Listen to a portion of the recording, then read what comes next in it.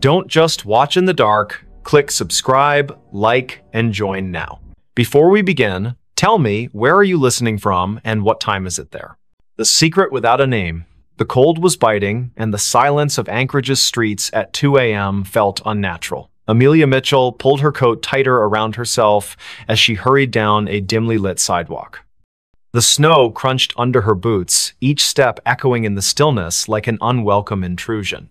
She shouldn't have been out here this late, but something about the call from Sophia Miller had made her stomach churn, a desperate voice pleading for help before the line went dead. Amelia's breath came out in visible puffs, quickening with every second that passed. Her gloved hands tightened around the strap of her bag as she turned onto Sophia's street.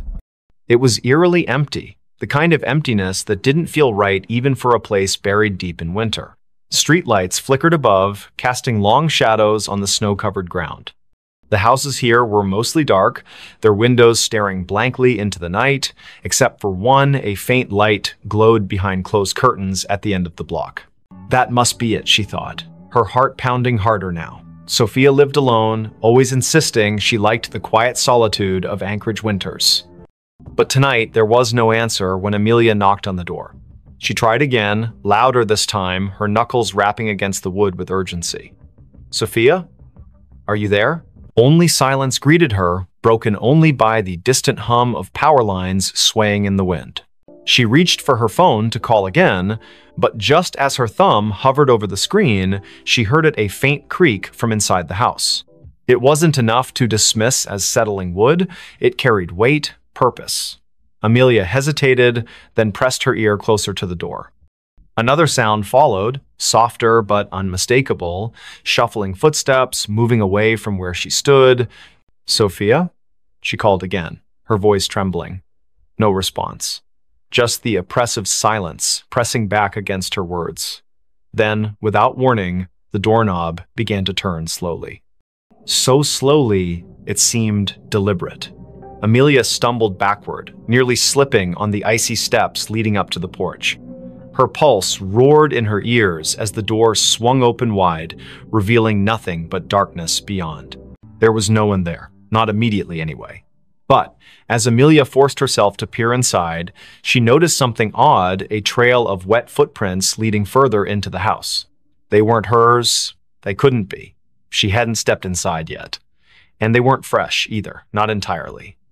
Some parts of the prints gleamed with melted snow, while others looked older, partially dried and smeared as if someone or something had walked through days ago but left traces that refused to fade. Against her better judgment, Amelia stepped inside. The warmth of the house hit her instantly, though it brought little comfort. Something about the air felt wrong, stale, heavy, as if it hadn't circulated properly in weeks. She glanced around the living room, taking in the familiar clutter of books and photographs scattered across shelves. Everything seemed normal, until she saw the photo frame lying face down on the coffee table. She picked it up cautiously, turning it over. It was a picture of Sophia smiling brightly next to Jackson Cole, her boyfriend or ex-boyfriend, depending on who you asked. Their faces were scratched out violently, gouges cutting through the glass like angry scars. A chill ran down Amelia's spine. This wasn't random vandalism. Someone had done this deliberately, methodically. Before she could process what it meant, another noise caught her attention, a low scraping coming from somewhere deeper in the house. It sounded like nails being dragged along a hard surface, slow and rhythmic, punctuated by pauses that somehow felt more menacing than the sound itself. Amelia swallowed hard, clutching her phone tightly in her hand. She considered calling the police, but what would she say? That she broke into her friend's house because of some creepy noises? They'd think she was crazy. Instead, she moved cautiously toward the hallway, following the sound despite every instinct screaming at her to leave. The hallway was narrow, lined with family portraits that seemed to watch her as she passed. Each frame held a face frozen in time, eyes staring ahead as if waiting for something. At the far end, a door stood slightly ajar, light spilling out from within. The scraping grew louder, closer, and Amelia realized it was coming from behind that door. Her palms were slick with sweat beneath her gloves as she pushed it open just enough to peek inside. What she saw stopped her dead in her tracks. The room was small, cluttered with boxes stacked haphazardly against the walls. In the center sat a chair, and on the chair was Sophia, or at least what remained of her. Her body slumped forward unnaturally, head hanging limp as if her neck couldn't support its weight anymore. Blood pooled beneath the chair, dark and congealed, staining the hardwood floor. But the worst part was her face, or rather, the absence of it. Where Sophia's features should have been, there was only smooth, featureless skin stretched taut over bone. Amelia gagged, stumbling backward as bile rose in her throat. She wanted to scream, to run, but her legs wouldn't obey. Instead, she froze, transfixed by the sight before her. And then, from somewhere behind her, a voice spoke softly, almost kindly. "You shouldn't have come." She spun around, heart hammering wildly, but there was no one there. The hallway was empty, the portraits still staring silently ahead. Yet the voice lingered in her mind, repeating the same phrase over and over. "You shouldn't have come. You shouldn't have come." Amelia backed away, tripping over her own feet as she tried to retrace her steps toward the front door. But the layout of the house seemed different now, distorted somehow. Doors that hadn't been there before appeared in the walls, leading to rooms she didn't recognize. Shadows shifted unnaturally, twisting into shapes that defied logic.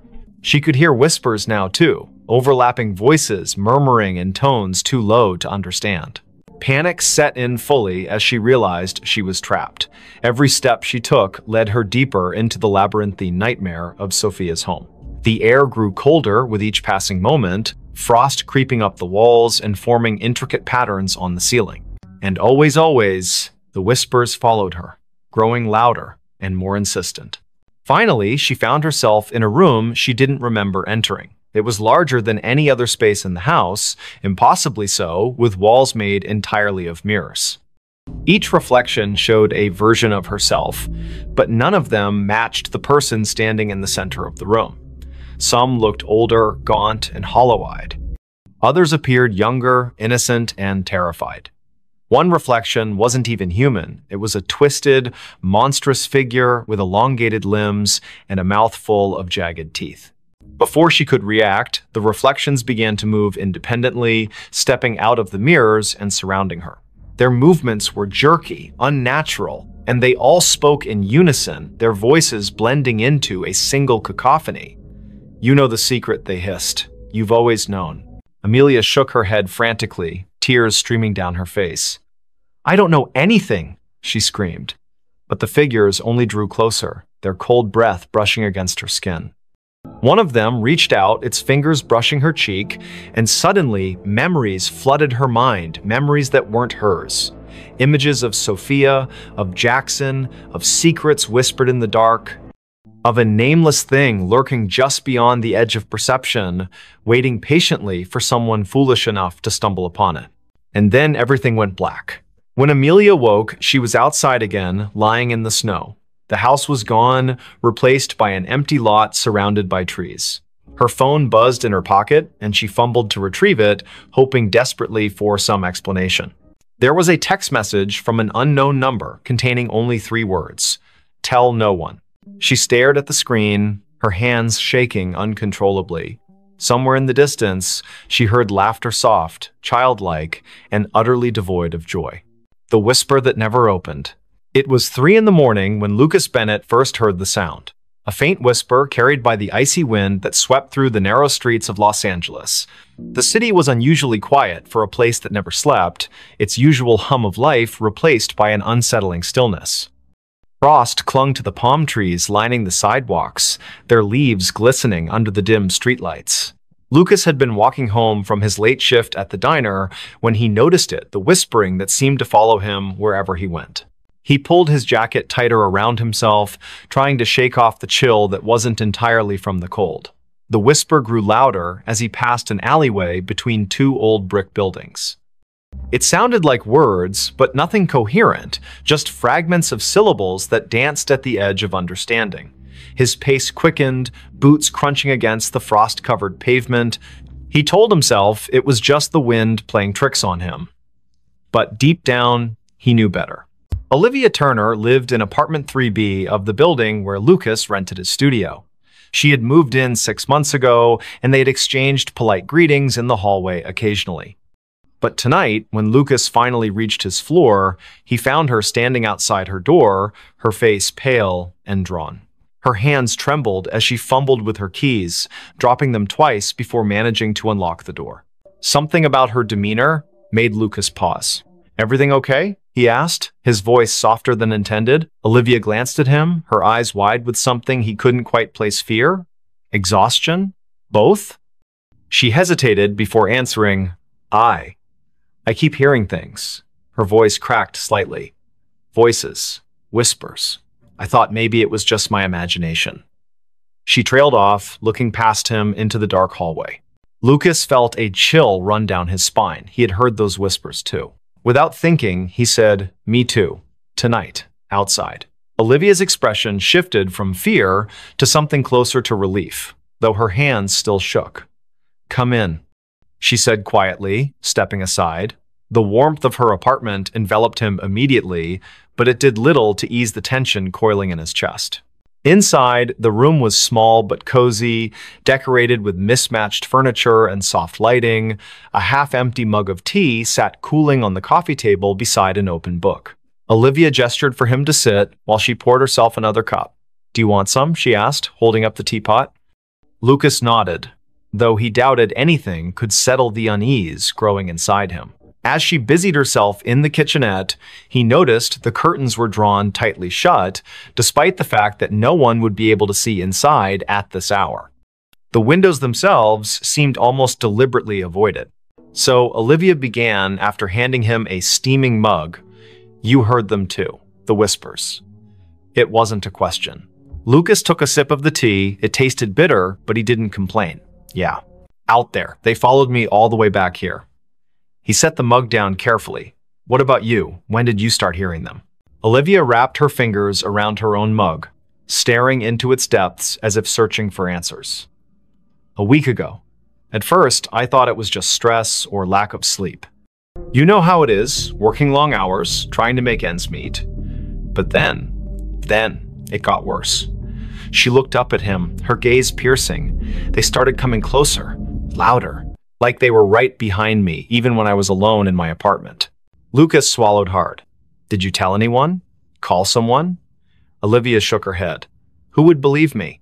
My friends think I'm overreacting. My landlord thinks I'm making excuses to get out of paying rent next month." She let out a humorless laugh. "And honestly, who can blame them? If I hadn't heard it myself tonight, I might not have believed me either." The silence that followed was heavy, broken only by the distant hum of traffic far below. Lucas glanced toward the window, where shadows flickered faintly against the drawn curtains. Was it his imagination, or did the air feel colder now? He turned back to Olivia. "There has to be an explanation. Maybe it's some kind of electrical interference, or, I don't know, plumbing noise?" Even as he said it, the words sounded hollow. Neither of them believed it. Olivia leaned forward, lowering her voice. "There's something else. Last night, I saw someone or something standing outside my window. Just a figure, barely visible through the frost. It didn't move, just stood there, watching." Her breath hitched. "When I went to check, there was no one there. No footprints, nothing. But the feeling, it stayed with me. Like I wasn't alone anymore." Lucas felt a knot tighten in his stomach. He wanted to dismiss her story as paranoia, but the memory of the whispers he'd heard earlier lingered vividly in his mind. "Have you tried leaving? Going somewhere else for a few days?" She shook her head again. "I can't afford to leave. And besides," she hesitated, glancing toward the window once more, "it feels like it's following me. Wherever I go, whatever I do, it's always there, waiting." The weight of her words settled over them like a suffocating blanket. Lucas finished his tea, setting the empty mug aside.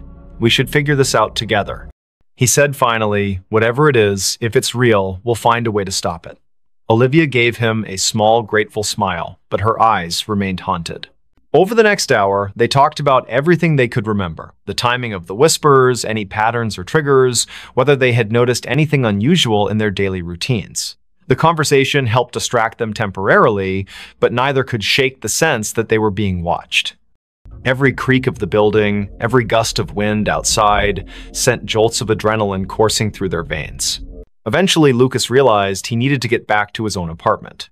Reluctantly, he stood, thanking Olivia for the tea. She walked him to the door, her hand lingering on the doorknob.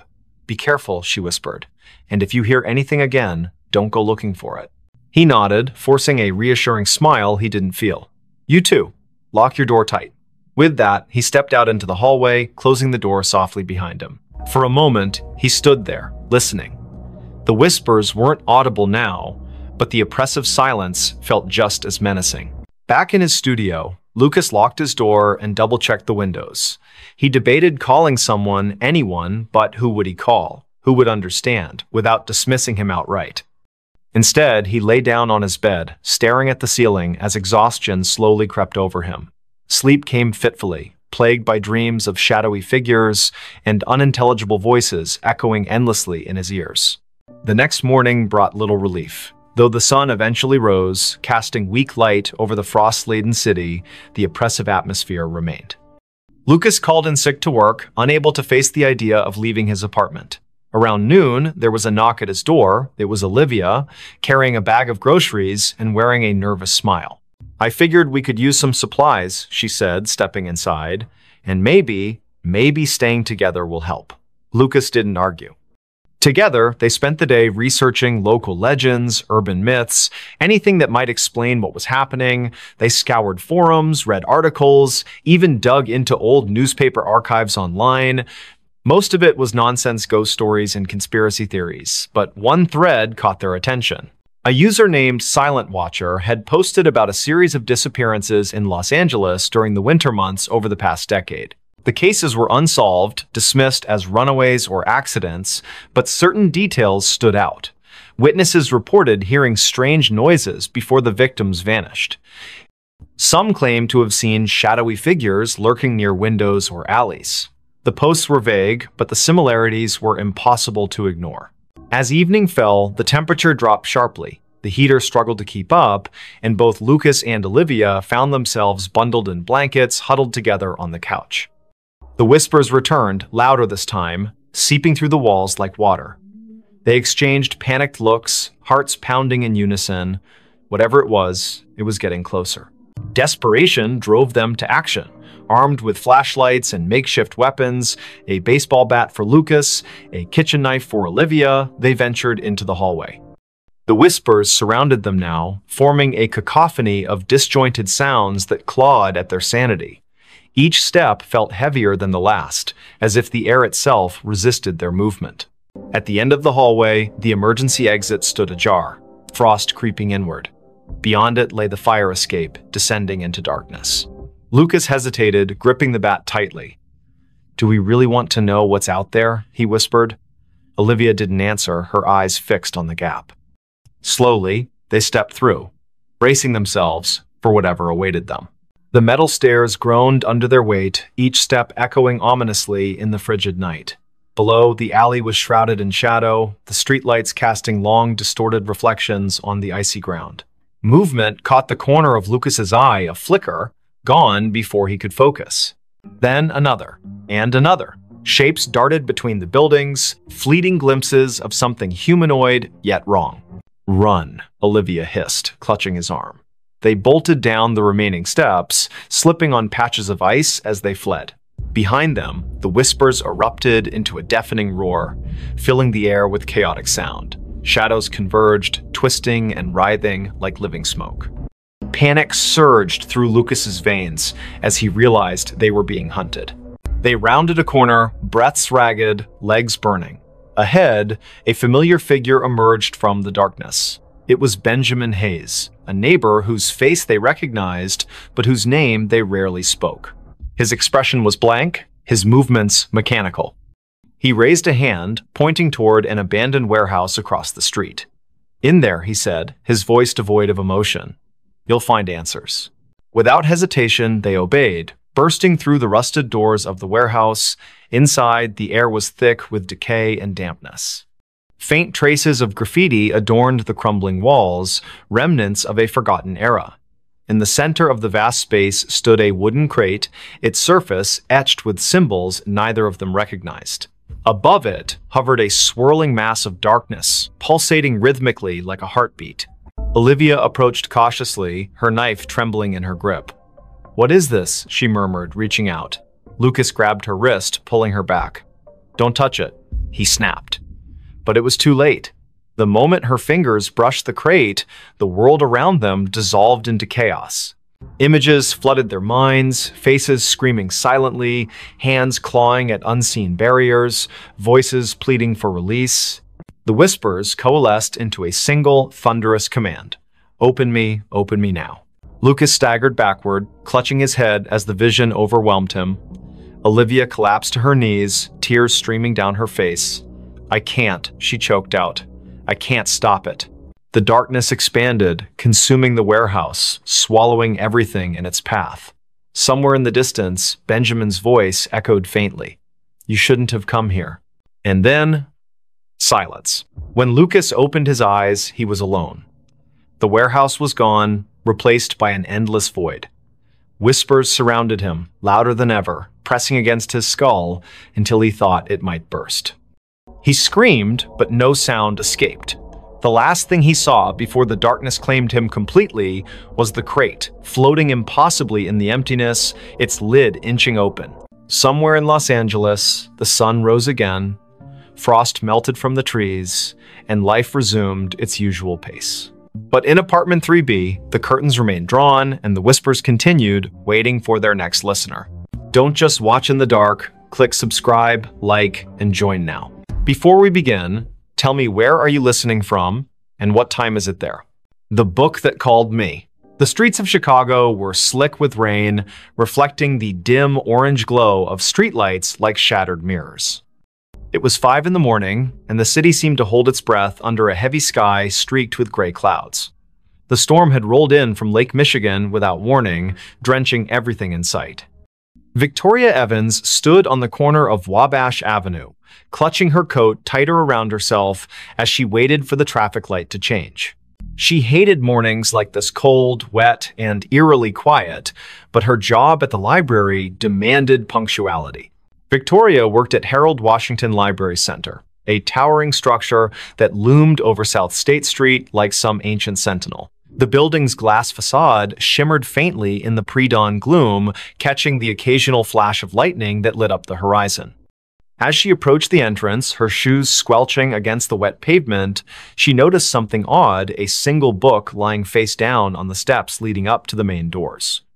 Its cover was dark, almost black, and water pooled around it in tiny rivulets. No one else was around. The security guard, who usually manned the early shift, hadn't arrived yet. She hesitated for a moment before picking it up. The book felt heavier than it should have been, its pages damp but not entirely soaked through. There was no title on the spine or cover, just an embossed pattern of swirling lines that seemed to shift slightly when viewed from different angles. A shiver ran down her spine, though she couldn't say why. Maybe it was the way the book felt. Alive somehow, pulsing faintly in her hands. Still, curiosity got the better of her. She tucked it under her arm and pushed open the heavy glass door. Inside, the library was silent except for the faint hum of fluorescent lights overhead. Rows upon rows of shelves stretched out into shadowy corners, their contents neatly organized, yet somehow foreboding in the dim light. Victoria made her way to the circulation desk near the center of the atrium, setting the book down carefully, as if afraid it might bite. Her fingers lingered on the cover for a second longer than necessary before she pulled them away abruptly. Something about it unsettled her deeply, though she couldn't put her finger on what exactly it was. Her coworker, Daniel Harris, arrived shortly after, yawning loudly as he shuffled toward the desk. He was tall and lanky, with messy brown hair that stuck out in all directions despite his best efforts to tame it. "Morning, Vic," he muttered, glancing briefly at the book before shrugging. "What's this?" "I found it outside," Victoria replied, keeping her voice low so as not to disturb the stillness.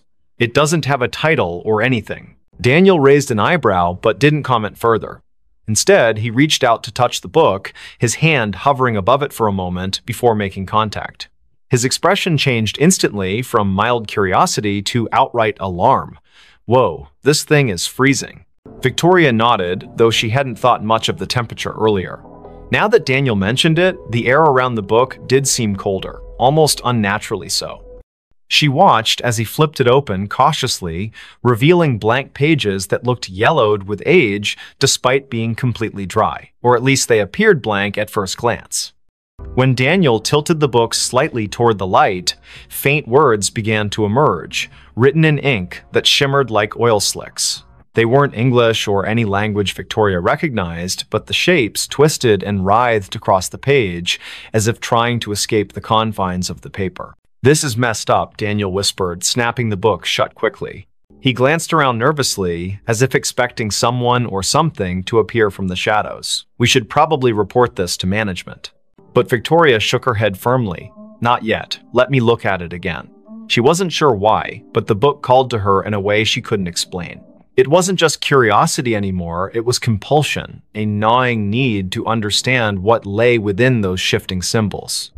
Reluctantly, Daniel handed it back to her, muttering something about coffee before disappearing into the staff lounge. Alone now, Victoria opened the book once more. This time, the sensation was stronger, the weight of unseen eyes watching her every move. The text seemed clearer too, forming jagged patterns that pulsed rhythmically, almost like a heartbeat. Without realizing it, she leaned closer, her nose nearly brushing the surface of the page. And then she heard it a whisper, soft and insidious, threading itself into her thoughts. It wasn't audible in the traditional sense, more like a memory surfacing unbidden. The voice spoke in fragments, disjointed phrases that coalesced into meaning only when she focused hard enough. "Find me," it said. "Free me." Startled, Victoria slammed the book shut, her heart pounding wildly in her chest. Had Daniel heard it? Was she imagining things? She glanced toward the staff lounge, half expecting him to come running out, but there was no sign of him, just silence and the oppressive weight of the library closing in around her. For the rest of the day, Victoria tried to focus on her duties, shelving returned books and assisting patrons with research queries. But the presence of the mysterious volume weighed heavily on her mind. It sat on the edge of her desk, seemingly innocuous, yet impossible to ignore. Every time she passed by, she swore she could feel it humming softly, vibrating with suppressed energy. By late afternoon, the temptation became unbearable. She locked herself in the staff break room, determined to decipher even a fraction of what the book contained. The whispers returned almost immediately, louder this time, overlapping each other until they formed a cacophony of voices. Some pleaded for help, others screamed in agony, while a few laughed maniacally. Victoria pressed her palms against her ears, shaking her head violently to block them out. But the sound wasn't external, it came from inside her own skull, burrowing deeper with each passing second. Tears streamed down her face as she forced herself to concentrate, tracing the intricate patterns on the page with trembling fingers. Slowly, painstakingly, the symbols began to rearrange themselves, forming words she could finally understand. "They seek you," the text read. "They hunger." Before she could process what it meant, the lights flickered violently, plunging the room into darkness. A low rumble echoed through the building, like distant thunder, but somehow wrong, unnatural. Victoria scrambled to her feet, clutching the book tightly as she fumbled for the doorknob. When she stepped back into the main hall, the atmosphere had shifted dramatically. Shadows danced along the walls where none should exist, twisting and contorting into grotesque shapes. The air smelled metallic, tinged with decay. And worst of all, the silence was gone, replaced by faint scratching sounds, like claws dragging across wood. "Daniel?" she called out, her voice cracking with fear. No response. Panic rising, she moved toward the circulation desk, hoping to find some semblance of safety there. But as she rounded the corner, she froze. The shelves lining the aisles were no longer filled with books, they were empty, hollow husks stretching endlessly into the gloom. Where had everything gone? What was happening? A sudden movement caught her eye, a figure darting between the rows ahead. It was small, hunched over, moving with jerky, unnatural motions. Victoria backed away instinctively, clutching the book to her chest like a shield. The figure stopped abruptly, turning to face her. Its head tilted sideways, impossibly far, joints cracking audibly. Then it lunged. She screamed, stumbling backward as the creature skittered forward on all fours, its limbs elongated and spider-like. Its face, if it could be called that, was featureless save for a gaping maw lined with needle-sharp teeth. The thing moved faster than she thought possible, closing the distance between them in seconds. Just as it leapt toward her, Victoria threw the book at it in desperation. The impact sent it sprawling, screeching in pain as smoke rose from where the tome had struck its body. Seizing the opportunity, she bolted toward the exit. Outside, the rain had intensified, soaking her instantly as she sprinted down the steps. Thunder boomed overhead, drowning out the sound of her frantic footsteps. She didn't stop running until she reached her car, slamming the door shut behind her and locking it with shaking hands. Breathing heavily, she glanced at the passenger seat and froze. The book sat there, dripping wet, its cover cracked open slightly to reveal glowing symbols etched onto the inner pages. "No," she whispered, reaching out tentatively. "How did you?" The car rocked violently as something slammed into the roof, denting the metal inward. Another crash followed, then another, accompanied by guttural growls that reverberated through the vehicle. Victoria ducked low, covering her head as shards of glass rained down from the shattered windshield. Through the chaos, she saw the library in the distance, its windows pulsing with sickly green light. The book vibrated fiercely in her lap, urging her to return.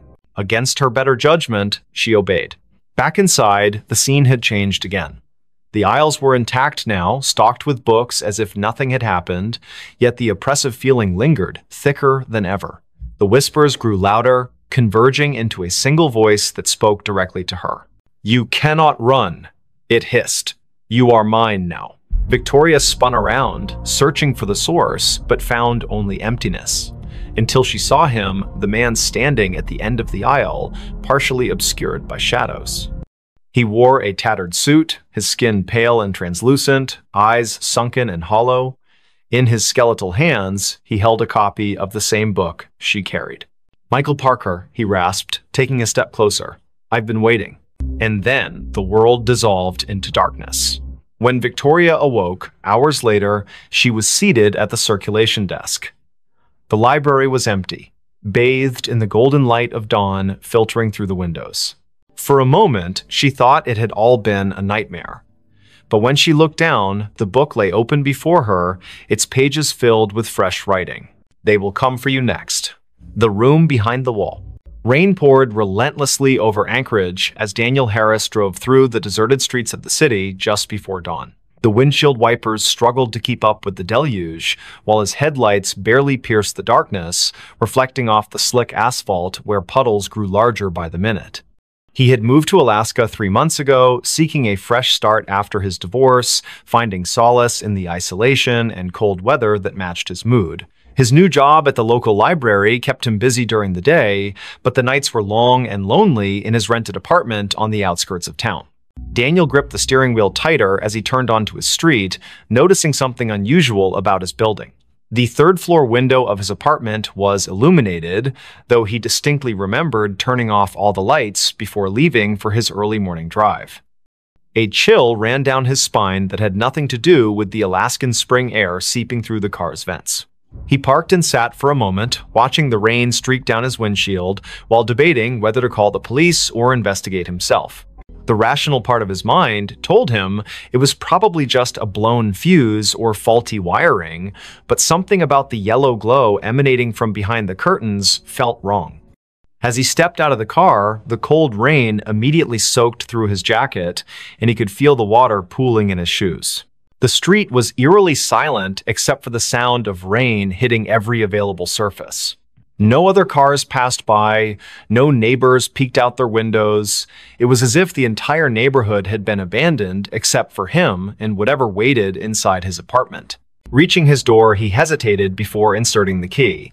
The lock turned smoothly, too smoothly, as if someone had recently oiled it. Pushing the door open slowly, he called out, "Hello?" though his voice barely rose above a whisper.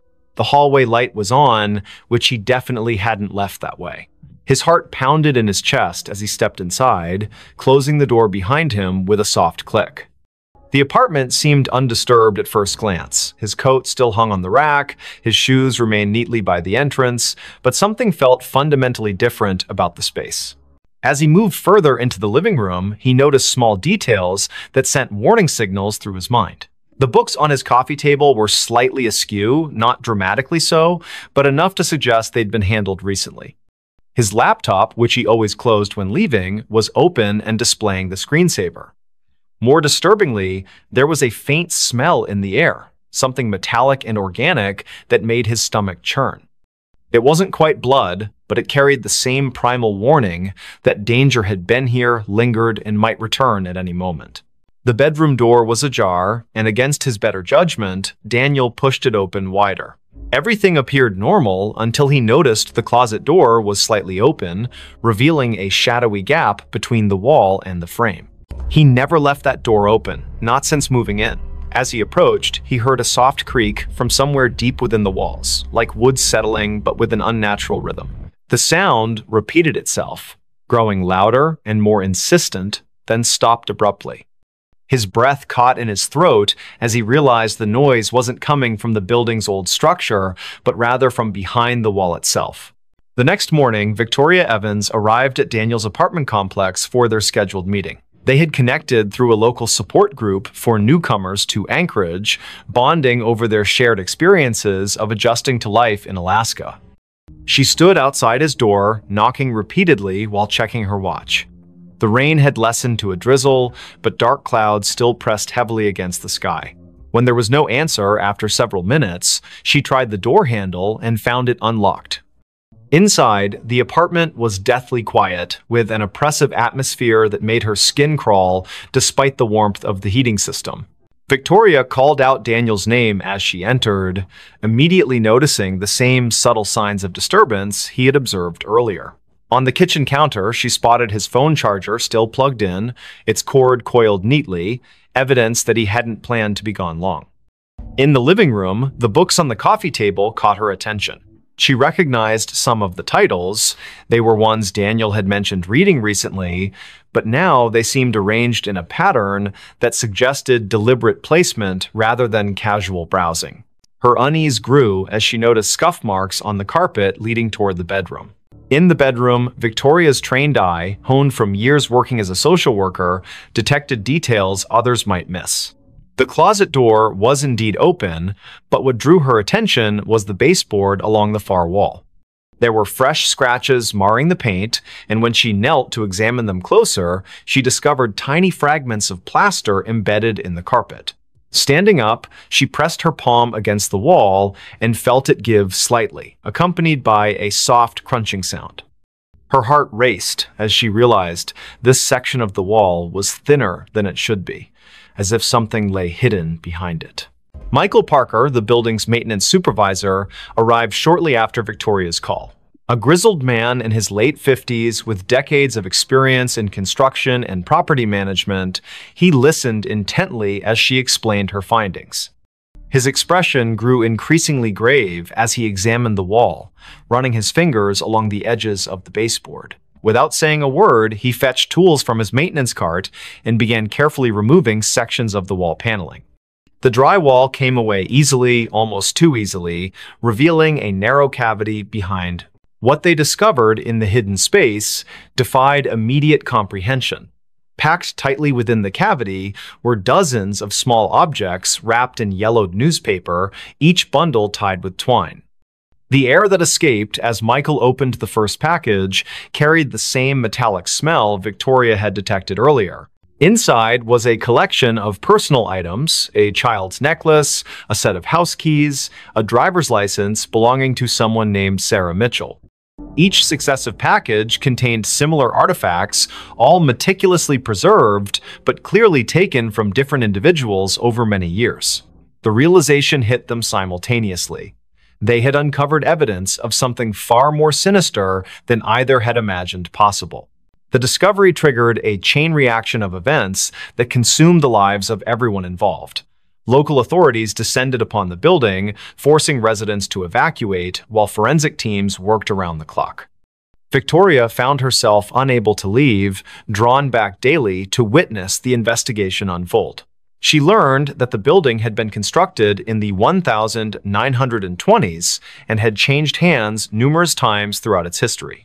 Previous tenants had reported strange occurrences, sounds behind walls, unexplained shadows, sudden temperature drops, but these complaints had always been dismissed as typical of older buildings. What no one had suspected was that someone had been using the building's hidden spaces as a repository for stolen memories. As detectives cataloged the items, patterns emerged that chilled even the most seasoned investigators. Many of the victims had disappeared without a trace, their cases eventually classified as cold files. Some had vanished decades ago, while others were more recent. The oldest item dated back to 1947, a silver locket containing a photograph of two young girls, while the newest was a smartphone manufactured only 3 years prior. The collection spanned generations, suggesting that whoever had been operating behind these walls had maintained their activities for nearly 75 years. The implications were staggering and raised questions about how such systematic predation could have gone unnoticed for so long. Daniel's disappearance added another layer of complexity to the case. Security footage from the building's lobby showed him returning home the previous night, but never leaving again. His car remained parked outside, and his personal belongings were still in the apartment.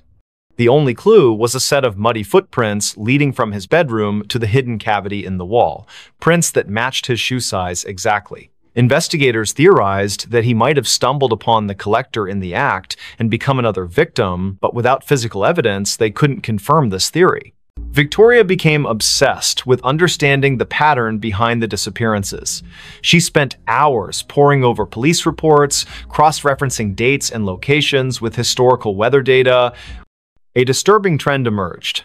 Nearly all the abductions had occurred during heavy rainstorms, particularly in spring when the days were shortest and visibility poorest.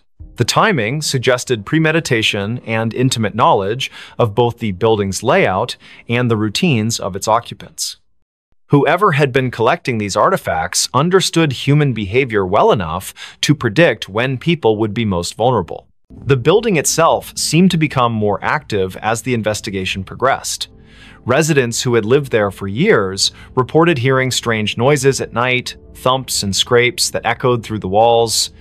The heating system developed inexplicable malfunctions, causing rooms to alternate between freezing and sweltering temperatures.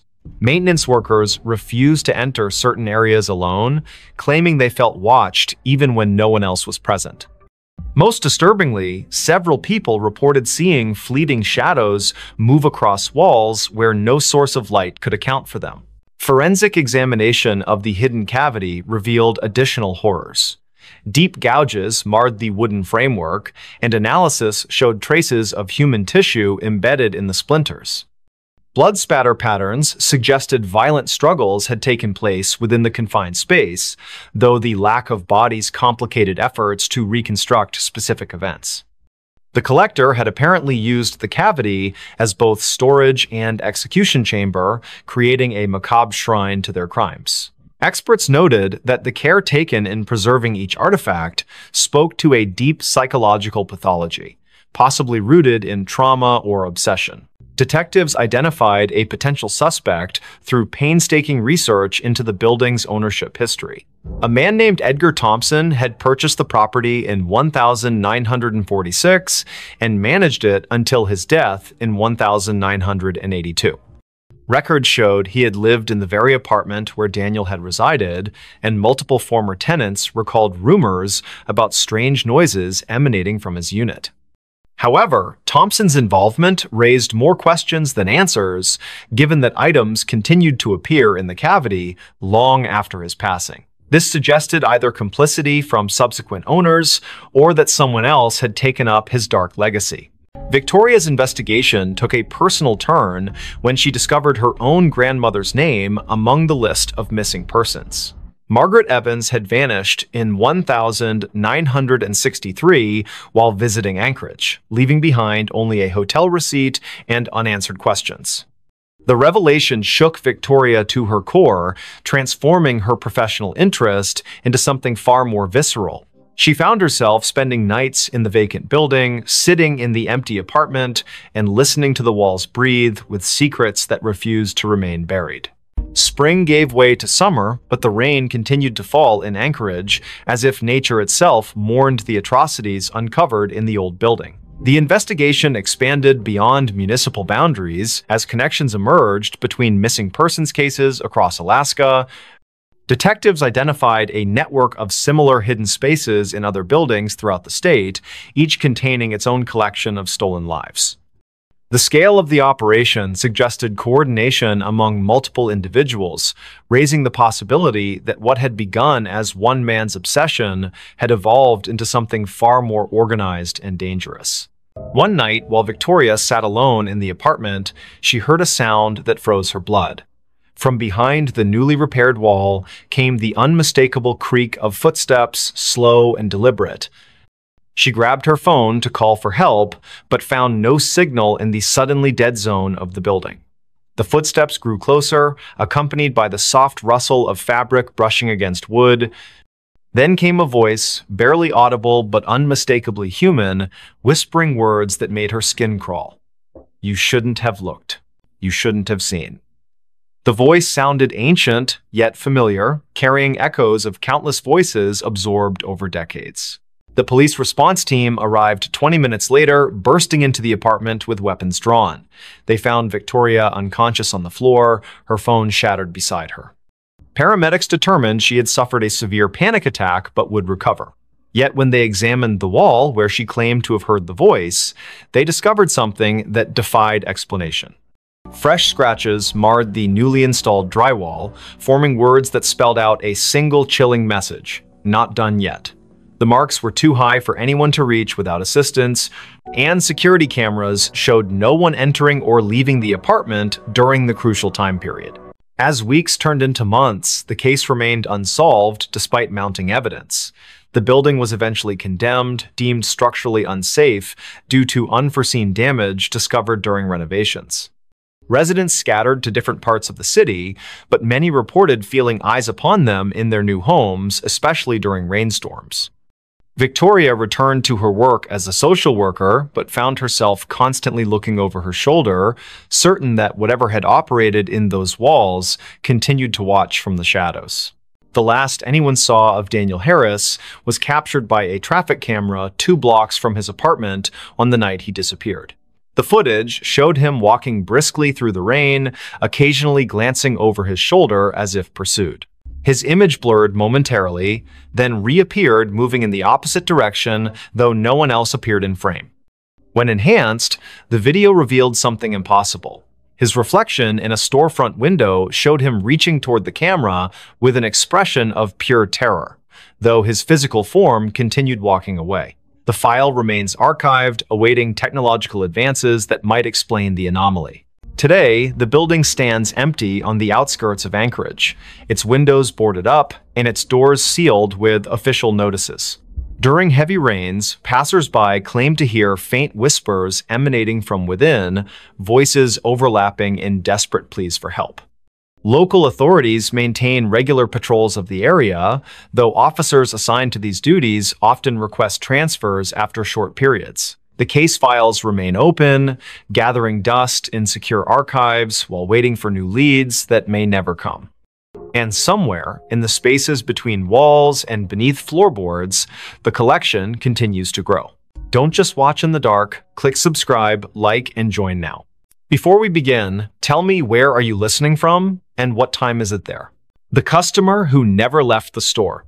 The cicadas were louder than usual that summer night in Charleston, their rhythmic buzzing weaving through the thick humidity that clung to every surface.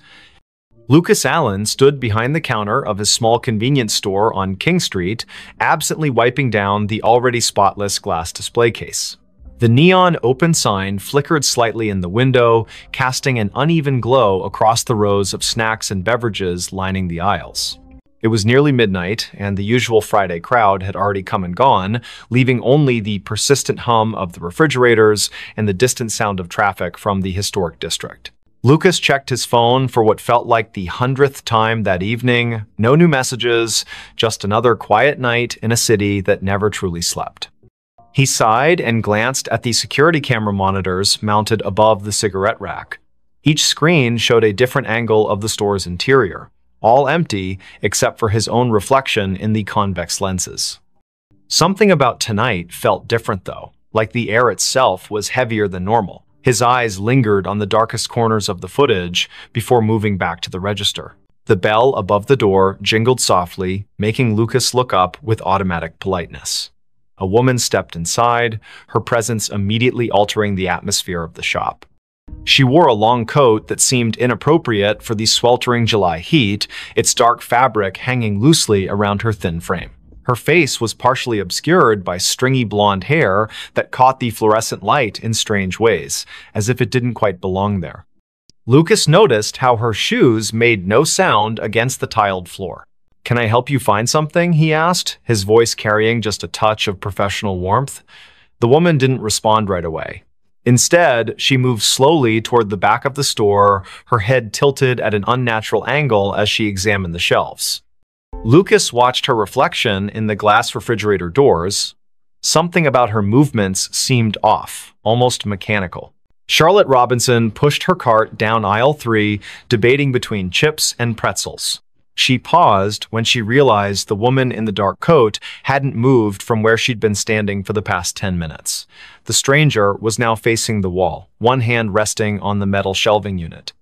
Charlotte cleared her throat softly as she passed, but the woman didn't acknowledge her presence. There was something unsettling about the way her fingers curled around the edge of the shelf, knuckles white against the dull metal. Lucas finished counting the drawer for the 3rd time, the numbers blurring together in his mind. The woman still hadn't approached the register. He could see her in his peripheral vision, standing in the same spot near the snack aisle. Occasionally, he'd hear the soft rustle of her coat, though he couldn't be sure if she was actually moving anything from the shelves. The store's lights seemed dimmer than usual, casting long shadows across the floor. When he looked directly at her, she appeared perfectly normal, just another customer browsing late at night. But whenever his attention shifted elsewhere, he could feel her watching him.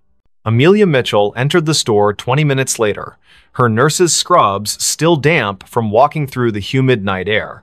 She needed headache medicine after her double shift at Roper Street Francis Hospital. The first thing she noticed was the temperature. It felt several degrees colder inside than it should have been. Then she saw the woman in the dark coat standing near the beverage coolers. Something about her posture seemed wrong, like she was leaning into the glass without actually touching it. Amelia grabbed her medicine quickly, avoiding eye contact as she approached the register. The transaction took longer than necessary. Lucas kept glancing at the security monitors, noting how the woman's position never changed despite the passage of time. On the cameras, she appeared as a dark smudge against the bright colors of the snack aisle, her features indistinct even in high definition. When he finally looked up from the register, Amelia was already gone, leaving behind only the faint scent of hospital-grade soap. The cicadas outside seemed louder now, their song almost frantic against the glass windows. Charlotte decided she needed to leave. The woman had started humming softly, a tune that sent shivers down her spine, though she couldn't place why. As she approached the register, she noticed something peculiar. The floor tiles beneath the woman's feet looked newer than the rest, as if they'd been recently replaced. The grout lines were cleaner, the pattern slightly misaligned with the surrounding area. Lucas rang up her purchase without speaking, his hands trembling slightly as he handled the cash. Neither of them acknowledged the figure still standing silently among the snacks. The clock ticked past midnight. Lucas began his closing routine, straightening displays and checking expiration dates. The woman remained in her spot, seemingly unaware of the store's operating hours. When he finally mustered the courage to approach her, she turned toward him with a smile that didn't reach her eyes. "I'll be leaving soon," she said, her voice carrying an odd echo despite the carpeted floor. Lucas nodded and returned to the register, though his heart pounded in his chest.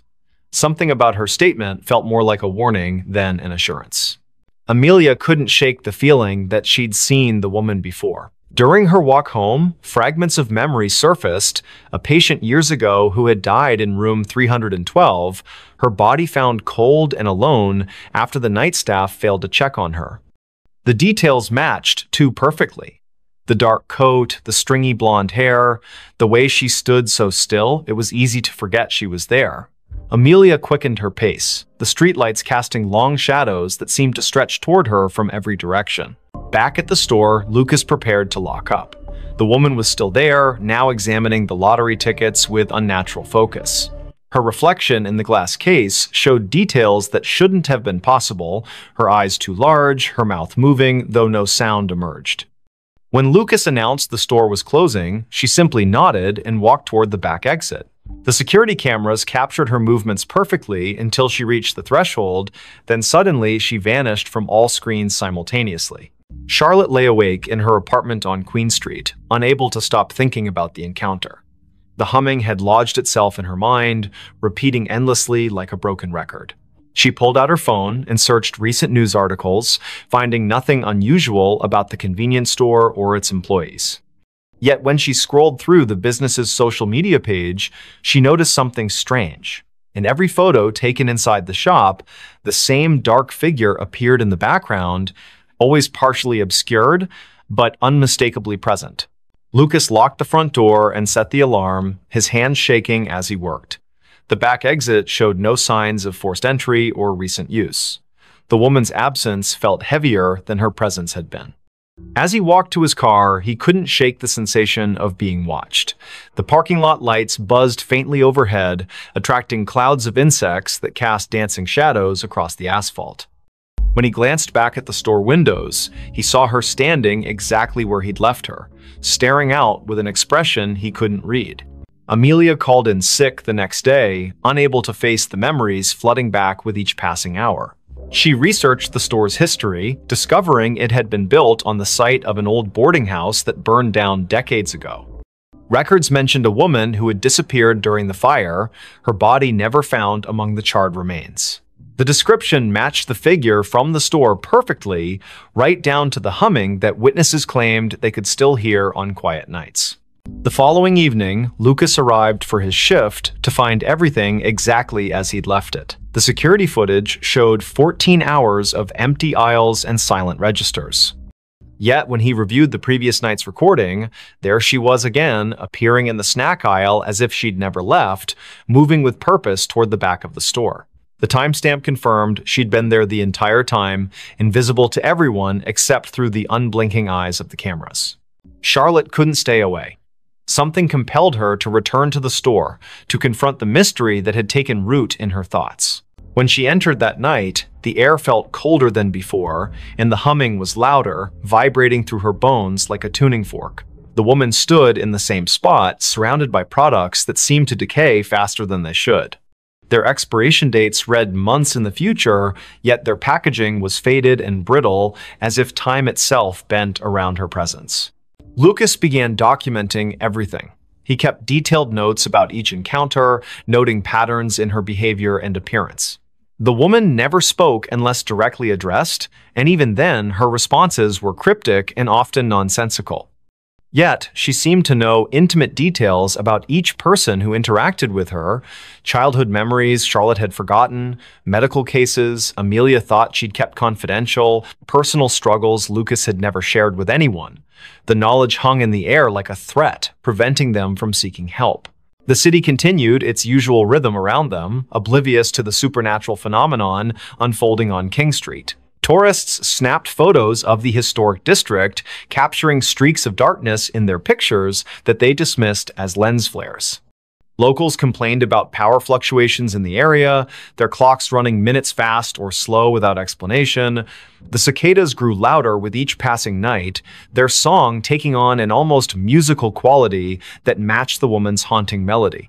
Amelia discovered other victims during her research, people who had encountered similar figures in different locations throughout Charleston's history. Each story followed the same pattern. A mysterious woman appearing in places of commerce, lingering beyond reason, collecting pieces of people's lives until they became trapped in her orbit. Some claimed she was searching for something specific, others believed she fed on human connection. All agreed that once she marked you, there was no escaping her influence. Lucas found himself changing. His reflection in the store windows seemed less substantial, his features fading slightly each day. Customers commented on how tired he looked, though he slept better than he had in years. The security cameras captured moments when he wasn't entirely present, his form flickering like static between frames. The woman watched these transformations with apparent satisfaction, her humming growing more complex, as if composing a symphony only she could hear. Charlotte's friends noticed her withdrawal from social activities. She spent hours sitting in her apartment, staring at the convenience store's security feed she'd hacked into. The woman's movements created patterns that resembled ancient symbols when traced over time. Mathematical equations formed in the spaces between appearances, suggesting a logic behind the madness. Yet each revelation came at a cost, fragments of Charlotte's personality chipped away, replaced by an understanding she couldn't articulate. The temperature in the store dropped steadily, creating condensation on the windows that spelled out words when viewed from certain angles. "Help me" appeared repeatedly, though none of them could determine if it was a plea or a command. The refrigeration units malfunctioned constantly, their contents freezing solid regardless of settings. Products aged rapidly on the shelves, some turning to dust within hours of stocking. Time itself seemed to warp around the woman, bending reality to accommodate her presence. Amelia's dreams became vivid and disturbing. She found herself wandering through endless aisles of forgotten stores, each one containing the same dark figure waiting patiently. The humming followed her into consciousness, becoming a constant companion that drowned out other sounds. Her colleagues at the hospital remarked on her improved intuition regarding patient care, though they couldn't explain how she knew things she shouldn't. The line between her world and the woman's realm blurred until she couldn't tell which side she belonged to. Lucas attempted to break the cycle by staying away from the store. For 3 days, he avoided King Street entirely, hoping distance would sever the connection. Instead, the woman's influence grew stronger. She appeared in his apartment mirror, reflected in puddles during rainstorms, visible in the steam rising from his morning coffee. The humming never ceased, matching his heartbeat until he couldn't distinguish between internal and external sounds. His attempts to warn others fell on deaf ears, their faces blank as if seeing through him. Charlotte documented everything obsessively, filling notebooks with observations and calculations. The patterns revealed themselves gradually, forming a complex web of connections between victims across generations. Each person had experienced loss or isolation significant enough to create a void the woman could fill. They had sought comfort in material possessions, believing wealth or convenience could replace human connection. The realization hit her like a physical blow. They were all customers who had never truly left the store, trapped by their own desires.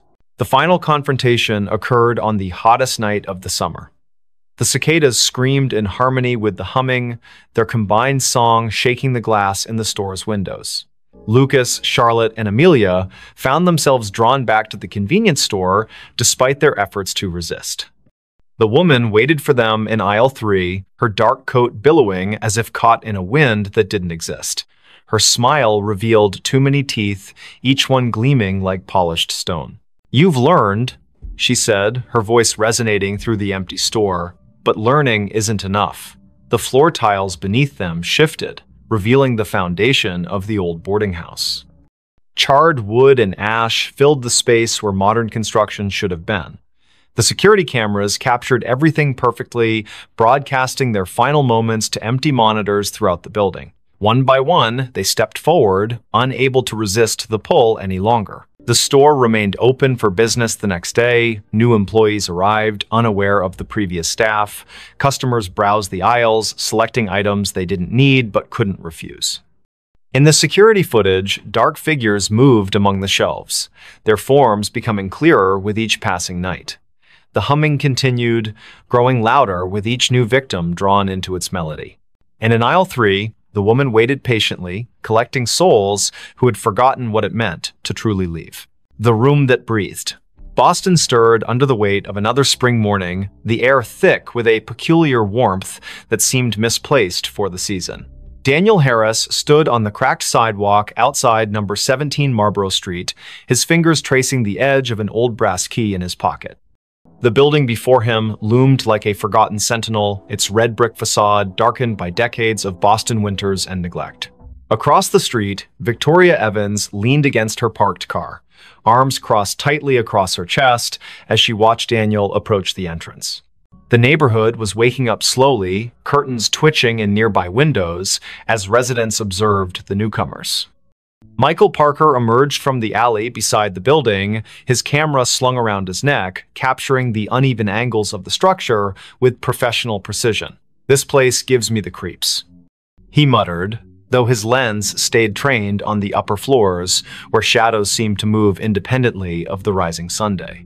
Daniel's footsteps echoed hollowly as he climbed the worn stone steps to the front door.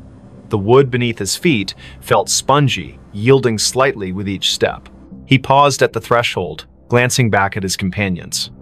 Victoria gave him a tight smile while Michael adjusted his camera settings, seemingly oblivious to the faint scraping sound coming from somewhere deep within the building. The key turned with unexpected ease, revealing a vestibule that smelled of damp paper and something else.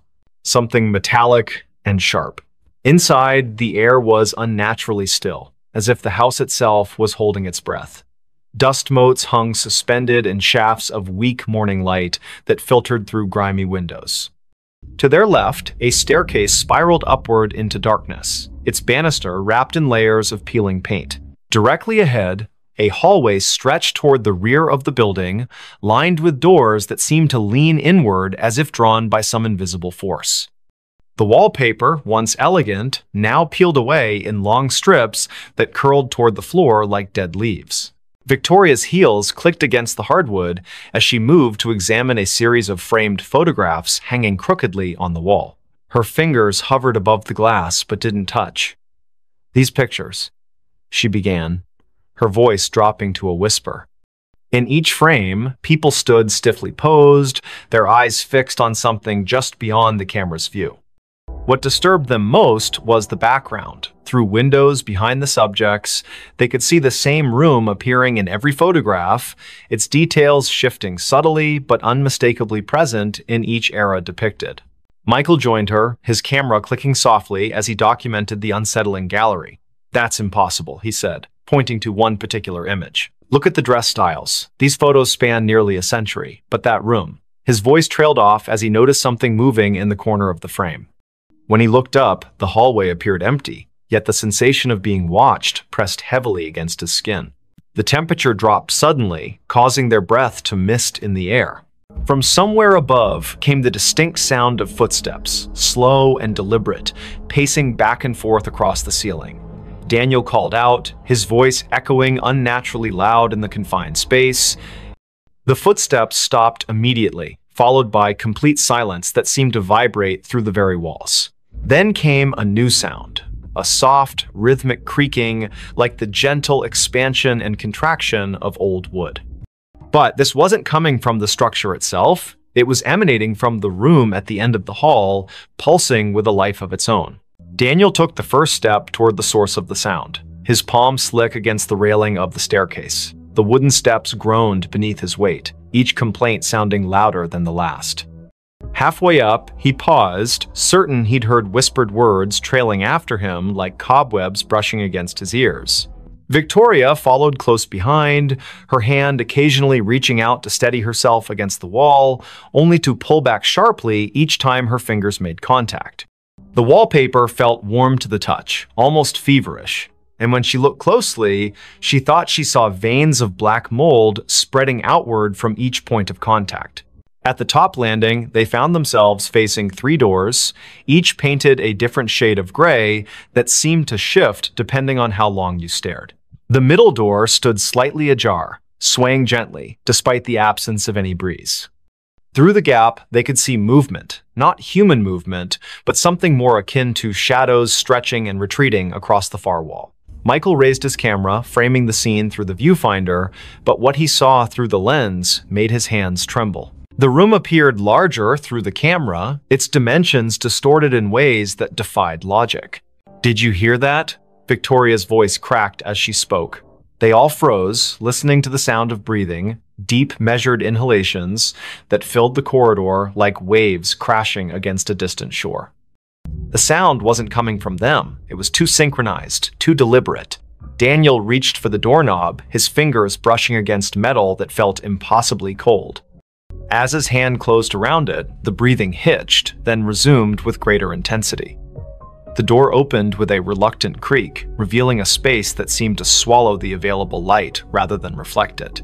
Inside, the air was dense and humid, carrying the scent of earth after rain mixed with something sour and metallic.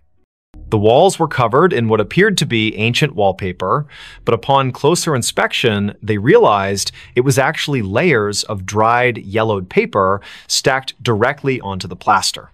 Pages upon pages of handwritten text, fragments of letters and drawings pressed together like geological strata. Some sections seemed to ripple when touched, as if the surface retained some vestige of life. In the center of the room stood an antique writing desk, its surface stained with ink blots that had long since dried black. Victoria approached the desk cautiously, her attention drawn to a leather-bound journal resting open at its center. The handwriting inside was spidery and erratic, the ink varying in color from fresh black to faded brown. As she read the first few lines, her reflection in the window behind the desk caught her eye. She froze, watching as her mirrored self continued reading even after she had lowered the book. The reflection smiled at her, then mouthed words that didn't match her own movements. When she turned to look back at the actual room, she found Daniel staring at her with wide eyes, his lips moving soundlessly. Michael remained in the doorway, his camera trained on the scene unfolding before him. Through the viewfinder, he watched as the room's dimensions shifted imperceptibly, walls bowing inward, then snapping back like living tissue. The floorboards beneath his feet pulsed gently, maintaining the same rhythm as the breathing they had heard earlier. He noticed something new. Symbols carved into the baseboards, their shapes disturbingly familiar. They matched the patterns he had seen in the photographs downstairs, though here they seemed more pronounced, almost angry in their execution. The room grew darker despite the approaching noonday sunday. Shadows lengthened unnaturally, pooling in corners and creating shapes that suggested movement just beyond perception. A soft scratching sound began behind the walls, like fingernails dragged lightly across wood. It started in one corner, then traveled methodically around the perimeter of the room, gaining speed and intensity with each circuit. The breathing deepened, becoming labored, until it sounded like someone struggling for air. Yet no living person occupied the space with them. Daniel moved toward the far wall, drawn by an inexplicable force. His fingers brushed against the paper-covered surface, feeling the individual sheets shift under his touch. Some pages crumbled to dust at his slightest contact, while others felt slick and wet, leaving dark stains on his fingertips. He realized with growing dread that the papers weren't merely covering the wall, they were growing from it, sprouting like fungal growths in the dim light. Words formed and reformed before his eyes, sentences rearranging themselves into coherent paragraphs that told stories of lives lived and lost within these walls. The breathing changed pitch suddenly, becoming higher and more rapid. The room responded physically, its walls expanding outward, then contracting violently. Books fell from shelves that hadn't been there moments before, their pages fluttering like wounded birds. The desk in the center split down the middle, revealing a cavity stuffed with more paper, all bearing the same frantic handwriting. Victoria stumbled backward as the journal in her hands began to burn, not with fire, but with a cold light that seared her palms without leaving marks. The reflected version of herself in the window had disappeared completely, replaced by something darker and less defined. Michael's camera flashed repeatedly, capturing images he couldn't see with his naked eye. Through the viewfinder, he watched shadowy figures emerge from the walls, their forms distorted but somehow familiar. They moved with purpose, gathering around the edges of the room like spectators at a performance. Their faces remained indistinct, but their presence pressed against his consciousness like a migraine building behind his eyes. The symbols on the baseboards glowed faintly, their light pulsing in time with the room's breathing. A sudden gust of wind swept through the space, though none of the windows had opened. Papers swirled in miniature cyclones, settling randomly across the floor in patterns that suggested meaning. The breathing grew ragged, punctuated by wet, gurgling sounds that made Victoria cover her ears with both hands. She sank to her knees as memories flooded her mind, memories that weren't hers. Faces of strangers flashed before her eyes, each accompanied by a surge of emotion so intense it brought tears streaming down her face. Pain, loss, despair, each sensation more vivid than anything she had experienced in her own life. Daniel found himself drawn to the farthest corner of the room, where the wall seemed to pulse more noticeably than the others. His hands moved of their own accord, tearing at the layers of paper until he exposed bare wood underneath. Carved deeply into the surface were names, hundreds of them, overlapping and intertwining like roots. Some he recognized from the photographs downstairs, others were unfamiliar but carried the same weight of tragedy. As he traced his fingers over the names, he felt them respond, the wood warming beneath his touch and the letters seeming to rearrange themselves into new configurations. The room's breathing became erratic, gasping now as if fighting for survival. The walls contracted violently, forcing everyone toward the center. Papers flapped like trapped birds, their whispers building into a cacophony of voices speaking in languages none of them understood. The symbols on the baseboards burned brighter, their light casting everything in harsh relief. Michael's camera died suddenly, its battery drained despite being fully charged that morning. Still, he kept pressing the shutter button, hoping to capture something of what he saw through the viewfinder, shapes moving just beyond the threshold of visibility. Victoria screamed as the floor beneath her feet gave way, not collapsing, but opening like a mouth hungry for sustenance. She fell forward, catching herself on hands that sank partially into the wood as if it had become liquid. The journal's cold light spread across her arms, illuminating veins that seemed to contain flowing ink rather than blood. Memories continued to assault her mind, each one bringing physical pain that made her whole body convulse. The reflected version of herself returned in the window, reaching out toward her with hands that passed through the glass as if it were water. Daniel tore at the wall faster now, his fingers bleeding as he clawed deeper into the wood. With each name he uncovered, the room reacted more violently. The breathing became wheezing, punctuated by wet coughs that sprayed droplets of something dark against the remaining intact wall.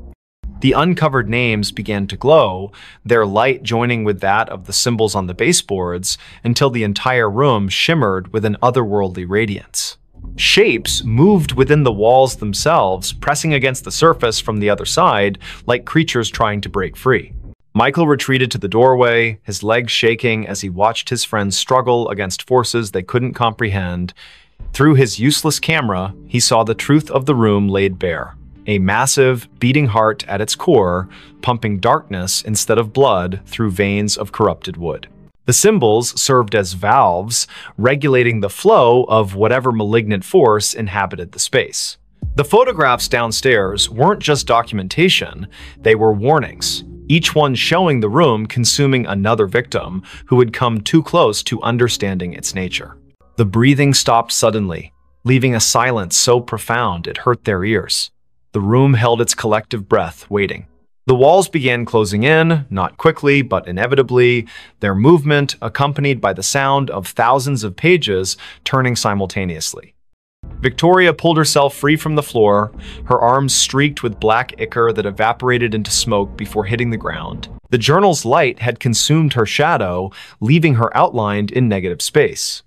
She joined Daniel at the wall, helping him tear away the remaining paper in a desperate attempt to reach whatever core lay hidden beneath.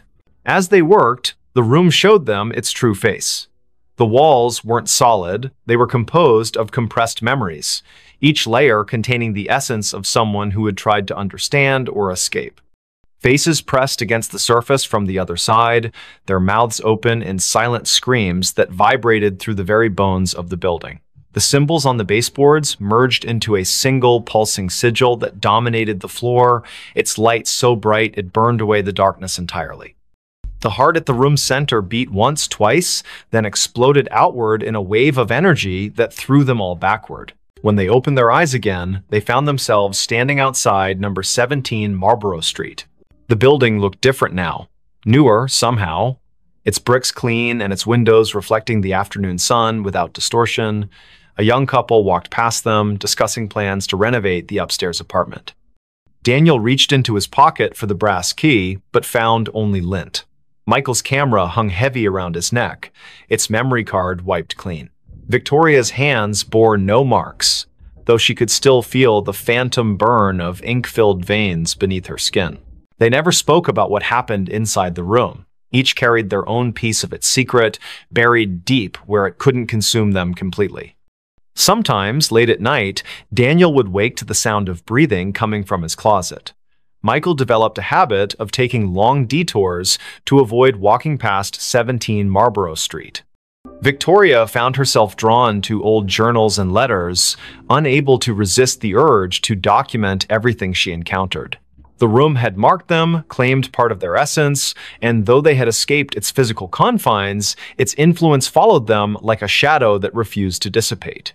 Weeks later, during another unseasonably warm spring morning, a new set of tenants moved into the building. They marveled at how well-preserved the old place was, how the upstairs apartment seemed to breathe with a life of its own. In the main bedroom, they discovered an antique writing desk with a leather-bound journal resting open at its center. The first tenant to touch it felt a surge of inspiration so powerful it brought tears to her eyes. She began writing immediately, her pen moving across the page with a will that wasn't entirely her own. Outside, the wind picked up, carrying with it the faint sound of pages turning and the gentle, measured breathing of something that had waited patiently for new voices to add to its collection. Don't just watch in the dark. Click subscribe, like, and join now. Before we begin, tell me, where are you listening from and what time is it there? The Whisper That Breathed. A summer storm brewed over Boston, its dark clouds casting long shadows across the narrow streets of Beacon Hill. The air was thick with humidity, and the faint scent of rain mingled with the salty breeze from the nearby harbor. At precisely 5 in the afternoon, when the sun should have still been high, an unnatural twilight descended upon the city. Andrew Scott hurried down Pinckney Street, his leather satchel slapping against his side with each quickened step. The first rumble of thunder echoed in the distance, vibrating through the cobblestones beneath his worn loafers. He had taken this route home 1,000 times before, but today something felt different. The usual sounds of the neighborhood, children playing, dogs barking, the occasional car engine, were strangely muted. Only the wind seemed alive, whispering through the ancient trees that lined the street, whispering in a way that made Andrew's skin prickle. He glanced at the old Victorian house at number 17, its windows dark and unwelcoming despite the early hour. The for sale sign in the yard swayed gently, though he couldn't feel any breeze on his face. Madison Rivera stood at her kitchen window on Mount Vernon Street, staring out at the gathering storm. Her teacup trembled slightly in her hand as she watched the clouds churn above the gold dome of the State House. She had lived in this neighborhood her entire life, but never had she seen such an ominous sky this early in the evening. The antique clock on her wall ticked loudly in the silence, each second stretching longer than it should. Something about the atmosphere felt wrong, like the world was holding its breath, waiting for something to happen. In the South End, James Cooper sat alone in his apartment on Tremont Street, absently flipping through old photographs. The lightning flashed outside, illuminating his collection of vintage cameras displayed on the shelves. His fingers paused on a particular picture, a group of friends gathered at Boston Common, smiling faces frozen in time. But as another bolt of lightning illuminated the room, he could have sworn one of the faces in the photograph moved, just for a moment. Just enough to make his heart skip a beat. The frame fell from his hands, shattering on the hardwood floor. Andrew found himself drawn to the old cemetery at the top of Copp's Hill. The wrought iron gates creaked open before him, though he was certain he hadn't touched them. The gravestones stood like silent sentinels, their weathered inscriptions barely visible in the dim light. As he walked between the rows, the whispers grew louder, more distinct. They weren't words exactly, more like fragments of memories or thoughts that didn't belong to him. A cold droplet of rain hit his cheek, followed by another. The storm was getting closer, the thunder growing more insistent, yet he couldn't bring himself to leave. Madison's phone rang suddenly, making her jump. The caller ID showed a number she didn't recognize, but something compelled her to answer. "Hello?" she said, her voice barely above a whisper. There was no response, only the sound of breathing, slow, deliberate, measured breaths that seemed to echo in her ear. The connection remained open, the breathing continuing without variation. She wanted to hang up, but her fingers wouldn't move. Outside, the wind picked up, rattling the windows and sending a chill through the room despite the summer heat. James had gathered the broken pieces of the photograph frame and was attempting to reconstruct it when he noticed something odd.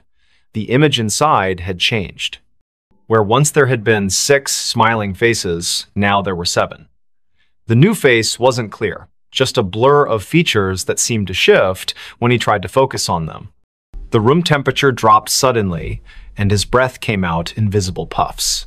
From somewhere deep within the walls, he heard a soft scraping sound, like fingernails dragging across wood, getting closer with each passing moment. The rain began to fall in earnest now, drumming against rooftops and streaming down window panes throughout the city. Andrew found himself standing before a particular gravestone, its inscription worn almost smooth by time. Yet he could read it perfectly in his mind. Elizabeth Hargrove, 1845–1865. The name triggered something in his memory, though he couldn't place why. The whispers around him formed words now, disjointed phrases that painted pictures of a life cut tragically short. Never meant to. Kept calling me back. So cold here. Madison finally managed to end the call, dropping the phone on the counter with shaking hands. The lights flickered, then steadied, then flickered again. She moved to check the circuit breaker, but stopped when she saw her reflection in the hallway mirror. It wasn't quite right, her eyes were wrong, too dark, too empty. She blinked, and the reflection smiled while she remained expressionless. The breathing from the phone call continued behind her, though no device was near. "You shouldn't have answered," it seemed to say, so softly she might have imagined it. James had barricaded himself in his bedroom, the photograph hidden safely in a drawer. The scraping had stopped, replaced by a gentle tapping at his window. When he looked, there was nothing there except the distorted reflection of his room. But something about the angles was off, as if space itself had bent slightly out of shape. His cameras, usually arranged with precise care, were now facing inward, their lenses trained on his bed. "They see you," he whispered to himself, though he wasn't sure where the words came from. The storm outside reached its peak, lightning flashing continuously, yet the darkness in his room deepened rather than lifted. The 3 of them, Andrew, Madison, James, were connected by threads they couldn't see, drawn together by forces beyond their understanding. Each had experienced strange occurrences before, dismissing them as coincidence or imagination. But now, as the storm battered Boston and the boundaries between worlds grew thin, they would be forced to confront the truth. Elizabeth Hargrove's story wasn't finished, and somehow they had become part of its conclusion. Andrew traced his fingers along the edge of the gravestone, feeling the rough stone bite into his skin. The pain was real, grounding him when everything else felt surreal. The whispers told him things, terrible things, about what had happened here all those years ago. A forbidden love, a desperate plea, a final betrayal. The rain soaked through his clothes, but he barely noticed. In his mind's eye, he could see her, Elizabeth, young and beautiful, standing at the edge of the hill, looking out toward the harbor. Her lips moved, forming words he couldn't hear over the storm. But he could feel them, resonating in his chest like a second heartbeat. Madison had retreated to her basement, seeking sanctuary from whatever haunted her home. The old furnace hummed in the corner, its rhythm matching the breathing that now filled every room. Boxes stacked against the walls contained fragments of her family's history, generations of Riveras who had lived and died in this very house. She opened one at random, finding a yellowed newspaper clipping. The headline read, "Local Girls' Mysterious Death Shocks Community." The date was June 12, 1865. The photograph showed a girl who looked remarkably like her, standing beside a man whose face was obscured by shadow. He promised, the breathing seemed to say. But he lied.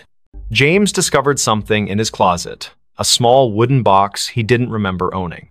Inside were letters, written in elegant script that faded even as he read them. They spoke of longing and loss, of meetings in secret places, of promises broken under duress. The last letter ended abruptly. "If you're reading this, then I have failed. Tell them what he did, tell them how he silenced me, the whispers will guide you." The room temperature plummeted, frost forming on the inside of his window. Outside, something moved between the flashes of lightning, something that shouldn't exist in this world. Find them. It breathed. All of you. The storm reached its crescendo, lightning striking the gold dome of the State House with a deafening crack. For a moment, everything went white, and when vision returned, the city seemed subtly altered. Shadows fell differently, familiar landmarks appeared slightly skewed, people walking in the streets moved as if underwater, their faces blank masks.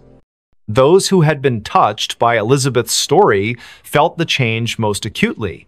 Their senses heightened, their perceptions expanded beyond normal limits. Sounds carried from impossible distances. Smells lingered long after their sources disappeared. Touches left imprints that glowed faintly in the dark.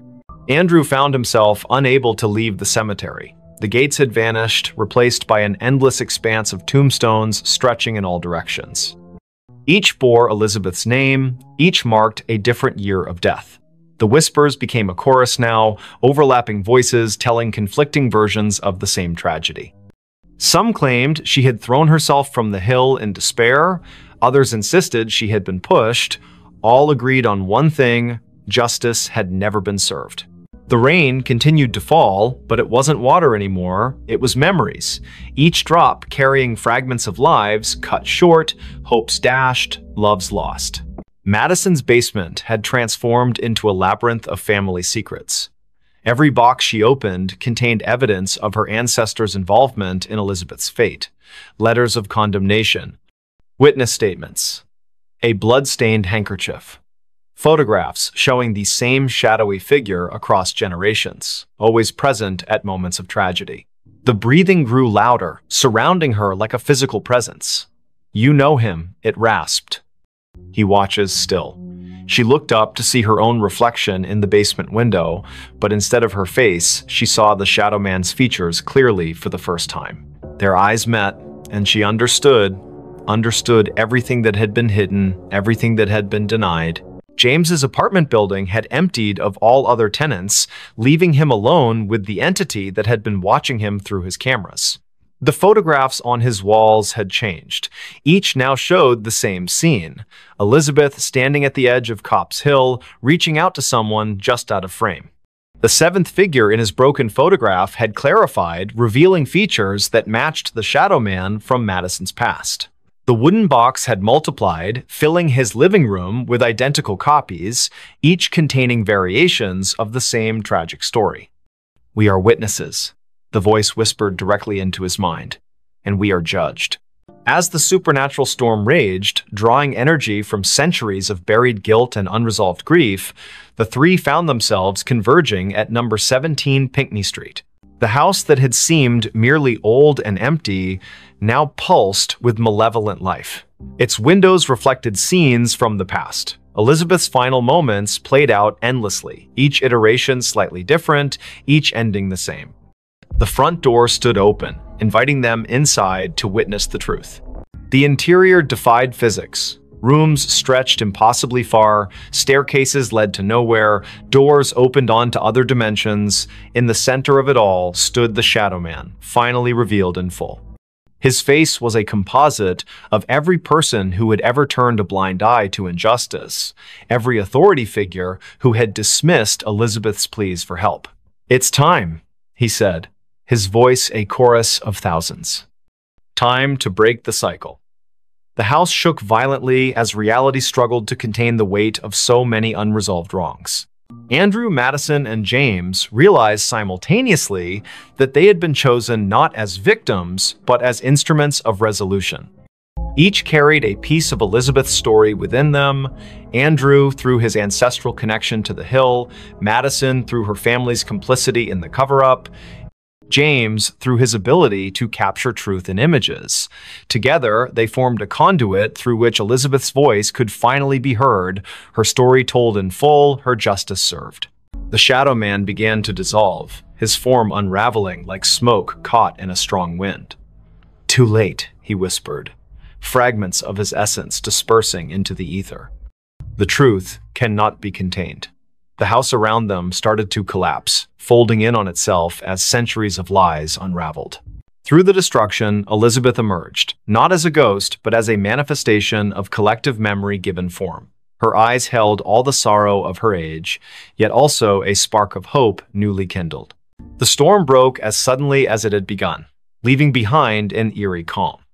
Number 17 Pinckney Street stood intact once more, its windows dark, and its for sale sign swaying gently in the evening breeze.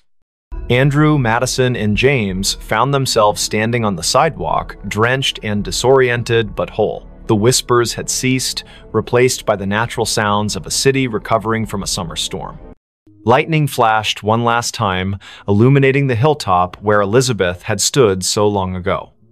For a brief moment, they thought they saw her silhouette against the darkening sky, her hand raised in farewell. Life in Boston returned to normal, though those who had been touched by the supernatural events carried their experiences like scars, invisible to others, but ever present in their minds. Andrew devoted himself to preserving local history, ensuring that stories like Elizabeth's would never be forgotten again. Madison worked to uncover other buried truths in her family's past, determined to break cycles of silence and denial. James continued taking photographs, but now his lens sought to capture not just images, but essences, the intangible elements that made people who they were. On quiet summer evenings, when storms gathered over the city and the wind whispered through the ancient trees, some claimed they could still hear Elizabeth's voice. Not demanding vengeance, not seeking pity, simply reminding those who would listen that truth has a way of emerging, no matter how deeply it is buried. And sometimes, when passing number 17 Pinckney Street, particularly sensitive souls might catch a glimpse of movement in an upper window or feel a gentle touch on their shoulder, accompanied by the softest of whispers, "Thank you." The story of Elizabeth Hargrove became legend in certain circles, a cautionary tale about the dangers of ignoring injustice and the power of collective memory. Her name appeared in historical records, her story told in museums and walking tours. Yet those who had truly known her, Andrew, Madison, James, understood that her presence lingered not in these official accounts, but in the spaces between them. In the moments when the world seemed to hold its breath, when shadows fell just a little too deep, when the wind carried voices from another time, Boston continued its march forward, oblivious to the thin veil separating past from present. Summer storms still rolled in from the Atlantic, lightning still illuminated the gold dome of the State House. Children still played in the shadow of Copp's Hill, unaware of the tragedy that had unfolded there so long ago. But somewhere, in the fabric of the city itself, Elizabeth's story continued to resonate. A reminder that some truths refuse to be silenced. Some voices continue to breathe long after their bodies have turned to dust. And on nights when the moon hung low over Beacon Hill, casting long shadows across the cobblestone streets, those who listened closely might hear it, the whisper that breathed, carrying fragments of a life reclaimed, echoes of justice finally served. Reminders that even in death, truth finds a way to speak through those willing to listen. Screams in the warehouse at night. The winter air in Savannah carried an unusual chill, even for Georgia. The cicadas buzzed incessantly through the humid night as Amelia Thompson tightened her scarf around her neck. She had taken the security job at the old warehouse on the outskirts of town, mostly out of desperation. The building stood like a monolith against the dark sky, its weathered brick walls telling stories of better days when it was part of the thriving port district. Liam Allen, her partner for the night shift, leaned against their patrol car while chewing absent-mindedly on a toothpick. "Third week, and you're still jumpy," he said with a smirk that didn't quite reach his eyes. His attempt at casual conversation couldn't mask the tension in his voice. They both knew something wasn't right about this place. Every night brought new sounds from within the warehouse's walls, sounds that shouldn't exist in an empty building. As they approached the main entrance, Amelia noticed the padlock looked different somehow. The scratches around the hasp seemed fresh, though she could have sworn she'd checked it thoroughly just hours before. Liam must have seen her hesitation because he placed a hand on her shoulder. "Probably just kids messing around again," he said, but his words lacked conviction. Last week, they'd found graffiti inside that definitely hadn't been there during their previous rounds. The heavy metal door groaned in protest as Liam pushed it open. The smell hit them immediately, damp concrete mixed with something metallic that made Amelia's stomach churn. Their flashlights cut through the darkness, revealing rows of empty pallets and dusty machinery. The air felt heavier inside, pressing against their lungs with each breath. Somewhere deep in the shadows, water dripped methodically. Drip, drip, drip. They started their usual patrol route, boots echoing ominously against the concrete floor. Amelia couldn't shake the feeling they were being watched. The security cameras mounted high on the walls provided little comfort. Their red lights blinked steadily, but she knew from experience how unreliable they were. Half of them were either broken or showed nothing but static-filled images on the monitor back at their station. "Did you hear that?" Amelia whispered suddenly, grabbing Liam's arm. A soft scraping sound had come from somewhere behind the rows of shelving units. It sounded like metal dragging across concrete. Slow, deliberate. Liam raised his flashlight, the beam trembling slightly despite his best efforts to keep it steady.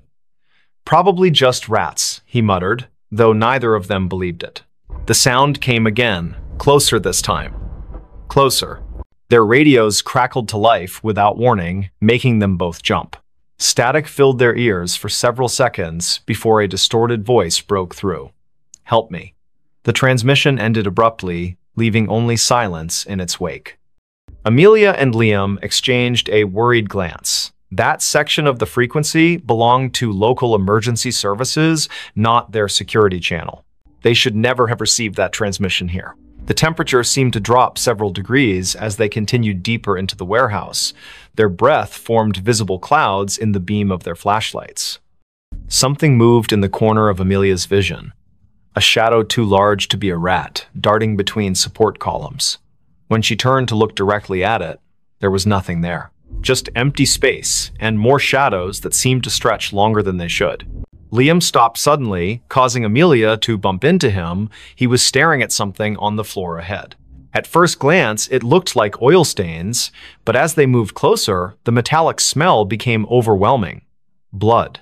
Fresh blood leading toward one of the loading docks. The trail glistened wetly in their flashlight beams, ending abruptly at the edge of a large pool that hadn't been there during their last pass through this area. Neither of them spoke as they followed the path, their footsteps careful and measured. The loading dock area proved even colder than the rest of the warehouse. Condensation formed on every surface, dripping steadily from the ceiling beams.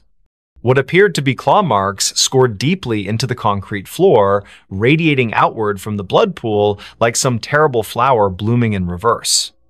Amelia's radio crackled again. This time with no discernible words, just a rising and falling electronic whine that set her teeth on edge. She fumbled to turn it off, but found the volume control unresponsive. Something heavy shifted in the darkness above them.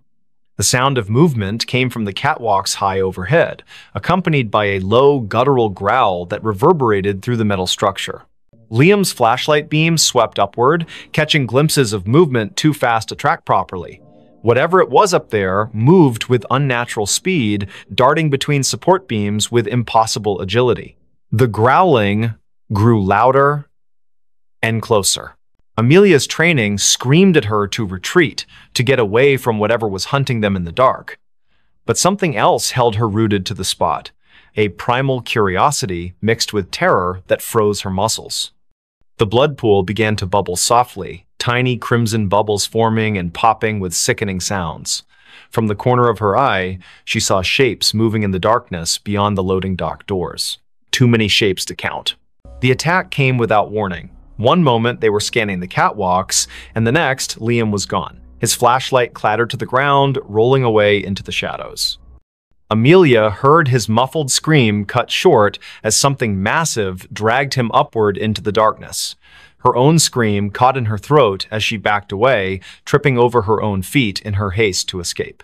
The thing on the catwalk let out a triumphant roar that shook dust from the ceiling. She scrambled backward, her flashlight beam dancing wildly across the warehouse floor. More figures emerged from the shadows now, surrounding her. They moved with jerky, unnatural motions, their forms humanoid but wrong somehow, too tall, too thin, their limbs bending at impossible angles. The largest figure, presumably what had taken Liam, dropped down from the catwalk with a deafening crash. Its eyes glowed faintly in the darkness, fixing on her with predatory intelligence. The cicadas outside had grown louder, their buzzing almost deafening now. Amelia realized with growing horror that their pattern matched the rhythm of the creature's movements. Each step it took toward her synchronized perfectly with the insect's chorus. The other figures began to circle her, closing in from all sides. Their breathing sounded wet and labored, like liquid being forced through cloth. She pressed herself against a stack of pallets, searching desperately for an escape route. A sudden noise from the office area caught everyone's attention, the distinctive sound of someone trying to force open a window. The creatures hesitated, their heads snapping toward the disturbance with unsettling speed. Amelia seized her chance, diving between two of the smaller figures and sprinting toward the main entrance. Behind her, she heard snarls of frustration as the creatures debated whether to pursue her or investigate the new intruder. Her radio crackled to life again, this time with perfect clarity. "Run!" a woman's voice shouted urgently. "Get out while you still can." The transmission cut off abruptly, replaced by more static. Amelia didn't question it. She poured everything she had left into reaching the exit. As she burst through the heavy metal door, the cold night air hit her like a slap. The cicadas fell silent all at once, creating an eerie void where their buzzing had been moments before. Standing by their patrol car was a young woman, probably in her early 20s, dressed in tattered clothes and bleeding from multiple wounds. Her eyes widened when she saw Amelia emerge from the warehouse. "You shouldn't be here," she whispered hoarsely. "None of us should be here." Before Amelia could respond, the girl collapsed to her knees, pointing weakly back toward the building. "They're coming." True to her warning, the warehouse doors slammed shut with enough force to rattle the entire structure. The windows on the upper floors began to glow with an unnatural light, pulsing in time with the now returning cicada chorus. Shadows moved behind the glass in ways that defied physics, stretching and contorting until they seemed to press against the very fabric of reality. Amelia helped the mysterious girl to her feet, noticing for the first time these strange symbols carved into her arms. "We need to move," the girl insisted, pulling Amelia toward the car. "They'll be spreading soon. They always do after a feeding." Her words sent chills down Amelia's spine, not least because she realized dawn was still hours away. The temperature continued to drop, frost forming on nearby surfaces despite the humid air. The warehouse seemed to pulse with malevolent energy, its walls expanding and contracting like living tissue. As they reached the patrol car, Amelia risked one last look back.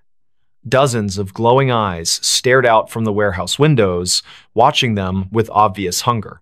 Something massive moved behind the glass, its silhouette too large to be contained within the building's walls. The girl shoved her into the passenger seat, taking the wheel herself with surprising strength. "Don't look back," she warned as she started the engine. "Whatever you do, don't look back until we're out of Savannah." The drive through the city streets felt surreal. Streetlights flickered erratically as they passed, and the few people still out at this hour seemed to be walking in slow motion, their faces blank and expressionless. The girl Spiel, who introduced herself only as Rachel, kept checking the rearview mirror obsessively, muttering about spread patterns and infestation zones. Amelia wanted to ask questions, but found herself unable to form coherent thoughts, let alone words. They reached the city limits just as the first hints of dawn began to lighten the horizon. Rachel visibly relaxed, though she maintained their speed well above the legal limit. "You got lucky tonight," she said finally. "Most people don't make it out of there alive, especially not after hearing the screams." Amelia opened her mouth to ask what she meant, but Rachel cut her off. "Don't worry about it now. Just know that you've been marked. They'll be watching for you, watching and waiting." The cicadas began their morning song as they left Savannah behind, their buzzing gradually fading into silence. Amelia stared at her reflection in the side window, barely recognizing herself. Her face was pale and drawn, her eyes haunted by things she couldn't yet comprehend. In the distance, church bells began to ring, their tones carrying an unexpected sense of finality. Rachel gripped the steering wheel tighter, her knuckles white against the gathering daylight. Somewhere behind them, in the heart of Savannah's industrial district, the warehouse stood silent and still. Its walls bore fresh scratches and scorch marks that hadn't been there the night before. Inside, pools of blood slowly dried on the concrete floors, already beginning to attract flies. The security cameras remained offline, their lenses cracked and blackened. High above, on the catwalks, something waited patiently for nightfall. Something that remembered the taste of fear. Don't just watch in the dark. Click subscribe, like, and join now. Before we begin, tell me, where are you listening from and what time is it there? The secret without a name. The cold was biting, and the silence of Anchorage's streets at 2 a.m. felt unnatural. Amelia Mitchell pulled her coat tighter around herself as she hurried down a dimly lit sidewalk. The snow crunched under her boots, each step echoing in the stillness like an unwelcome intrusion. She shouldn't have been out here this late, but something about the call from Sophia Miller had made her stomach churn, a desperate voice pleading for help before the line went dead. Amelia's breath came out in visible puffs, quickening with every second that passed. Her gloved hands tightened around the strap of her bag as she turned onto Sophia's street. It was eerily empty. The kind of emptiness that didn't feel right even for a place buried deep in winter. Streetlights flickered above, casting long shadows on the snow-covered ground. The houses here were mostly dark, their windows staring blankly into the night, except for one, a faint light glowed behind closed curtains at the end of the block.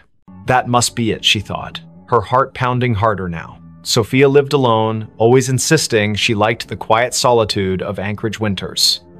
But tonight, there was no answer when Amelia knocked on the door. She tried again, louder this time, her knuckles rapping against the wood with urgency. "Sophia? Are you there?" Only silence greeted her, broken only by the distant hum of power lines swaying in the wind. She reached for her phone to call again, but just as her thumb hovered over the screen, she heard it a faint creak from inside the house. It wasn't enough to dismiss as settling wood, it carried weight, purpose. Amelia hesitated, then pressed her ear closer to the door. Another sound followed, softer but unmistakable, shuffling footsteps, moving away from where she stood. "Sophia?" she called again, her voice trembling. No response. Just the oppressive silence pressing back against her words. Then, without warning, the doorknob began to turn slowly.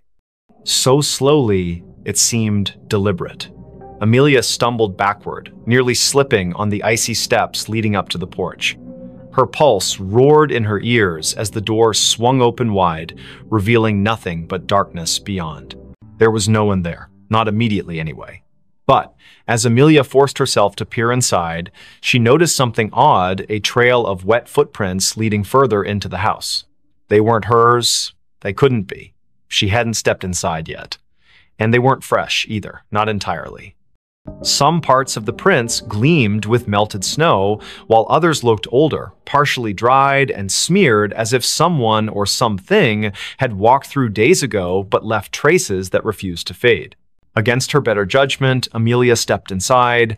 The warmth of the house hit her instantly, though it brought little comfort. Something about the air felt wrong, stale, heavy, as if it hadn't circulated properly in weeks. She glanced around the living room, taking in the familiar clutter of books and photographs scattered across shelves. Everything seemed normal, until she saw the photo frame lying face down on the coffee table.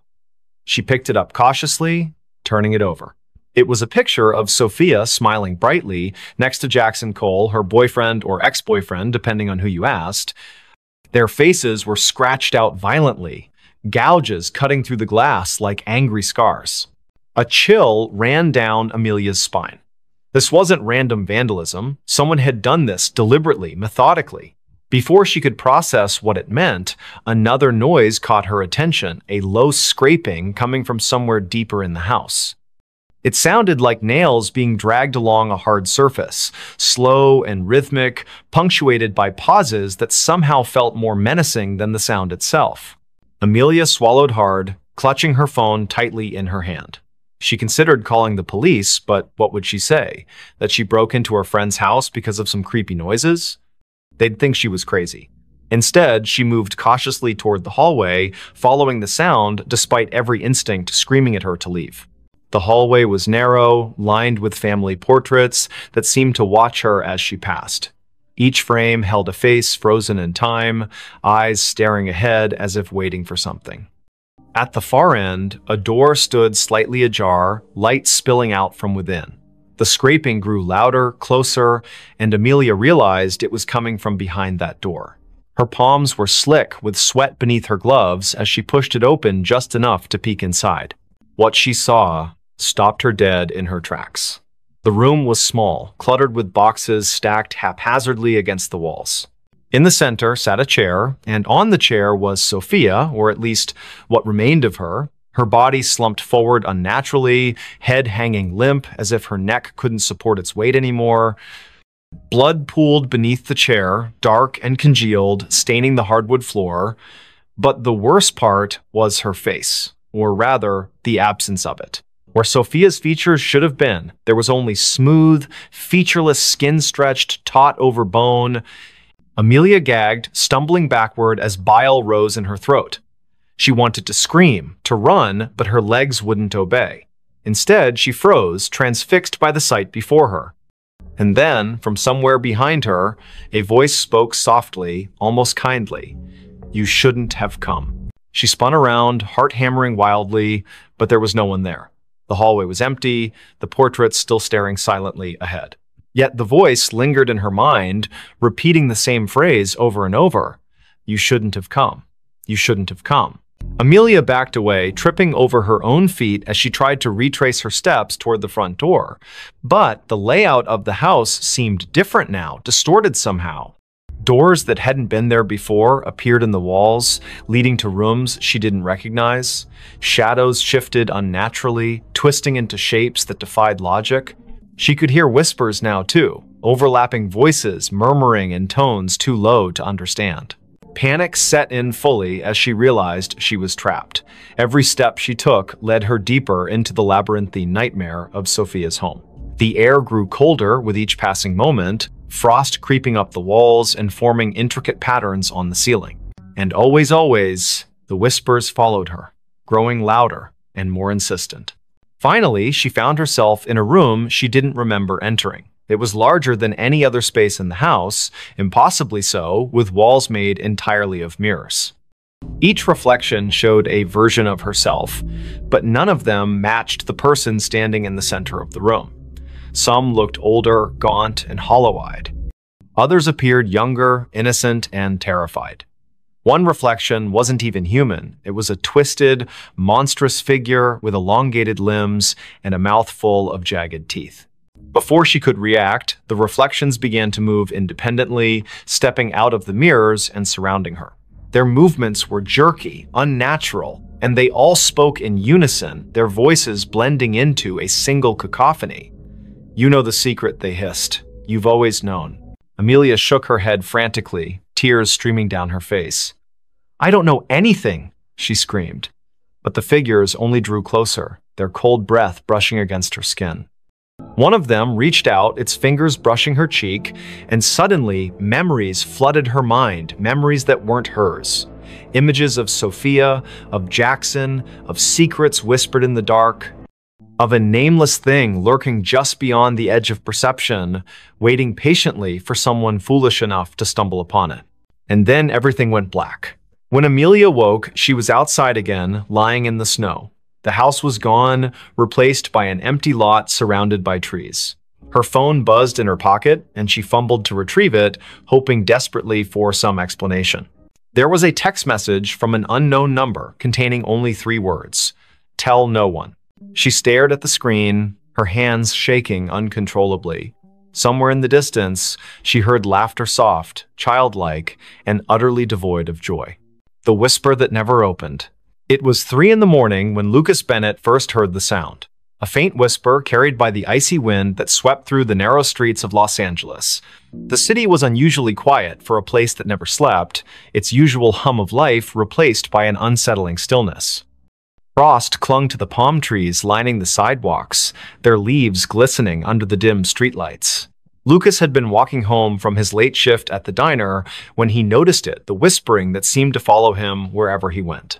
He pulled his jacket tighter around himself, trying to shake off the chill that wasn't entirely from the cold. The whisper grew louder as he passed an alleyway between 2 old brick buildings. It sounded like words, but nothing coherent, just fragments of syllables that danced at the edge of understanding. His pace quickened, boots crunching against the frost-covered pavement. He told himself it was just the wind playing tricks on him. But deep down, he knew better. Olivia Turner lived in apartment 3B of the building where Lucas rented his studio. She had moved in 6 months ago, and they had exchanged polite greetings in the hallway occasionally. But tonight, when Lucas finally reached his floor, he found her standing outside her door, her face pale and drawn. Her hands trembled as she fumbled with her keys, dropping them twice before managing to unlock the door. Something about her demeanor made Lucas pause. "Everything okay?" he asked, his voice softer than intended. Olivia glanced at him, her eyes wide with something he couldn't quite place: fear? Exhaustion? Both? She hesitated before answering, I keep hearing things." Her voice cracked slightly. "Voices. Whispers. I thought maybe it was just my imagination." She trailed off, looking past him into the dark hallway. Lucas felt a chill run down his spine. He had heard those whispers too. Without thinking, he said, "Me too. Tonight. Outside." Olivia's expression shifted from fear to something closer to relief, though her hands still shook. "Come in," she said quietly, stepping aside. The warmth of her apartment enveloped him immediately, but it did little to ease the tension coiling in his chest. Inside, the room was small but cozy, decorated with mismatched furniture and soft lighting. A half-empty mug of tea sat cooling on the coffee table beside an open book. Olivia gestured for him to sit while she poured herself another cup. "Do you want some?" she asked, holding up the teapot. Lucas nodded, though he doubted anything could settle the unease growing inside him. As she busied herself in the kitchenette, he noticed the curtains were drawn tightly shut, despite the fact that no one would be able to see inside at this hour. The windows themselves seemed almost deliberately avoided. So Olivia began after handing him a steaming mug. "You heard them too, the whispers." It wasn't a question. Lucas took a sip of the tea. It tasted bitter, but he didn't complain. "Yeah, out there. They followed me all the way back here." He set the mug down carefully. "What about you? When did you start hearing them?" Olivia wrapped her fingers around her own mug, staring into its depths as if searching for answers. "A week ago. At first, I thought it was just stress or lack of sleep. You know how it is, working long hours, trying to make ends meet. But then it got worse." She looked up at him, her gaze piercing. "They started coming closer, louder. Like they were right behind me, even when I was alone in my apartment." Lucas swallowed hard. "Did you tell anyone? Call someone?" Olivia shook her head. "Who would believe me? My friends think I'm overreacting. My landlord thinks I'm making excuses to get out of paying rent next month." She let out a humorless laugh. "And honestly, who can blame them if I hadn't heard it myself tonight?" I might not have believed me either. The silence that followed was heavy, broken only by the distant hum of traffic far below. Lucas glanced toward the window, where shadows flickered faintly against the drawn curtains.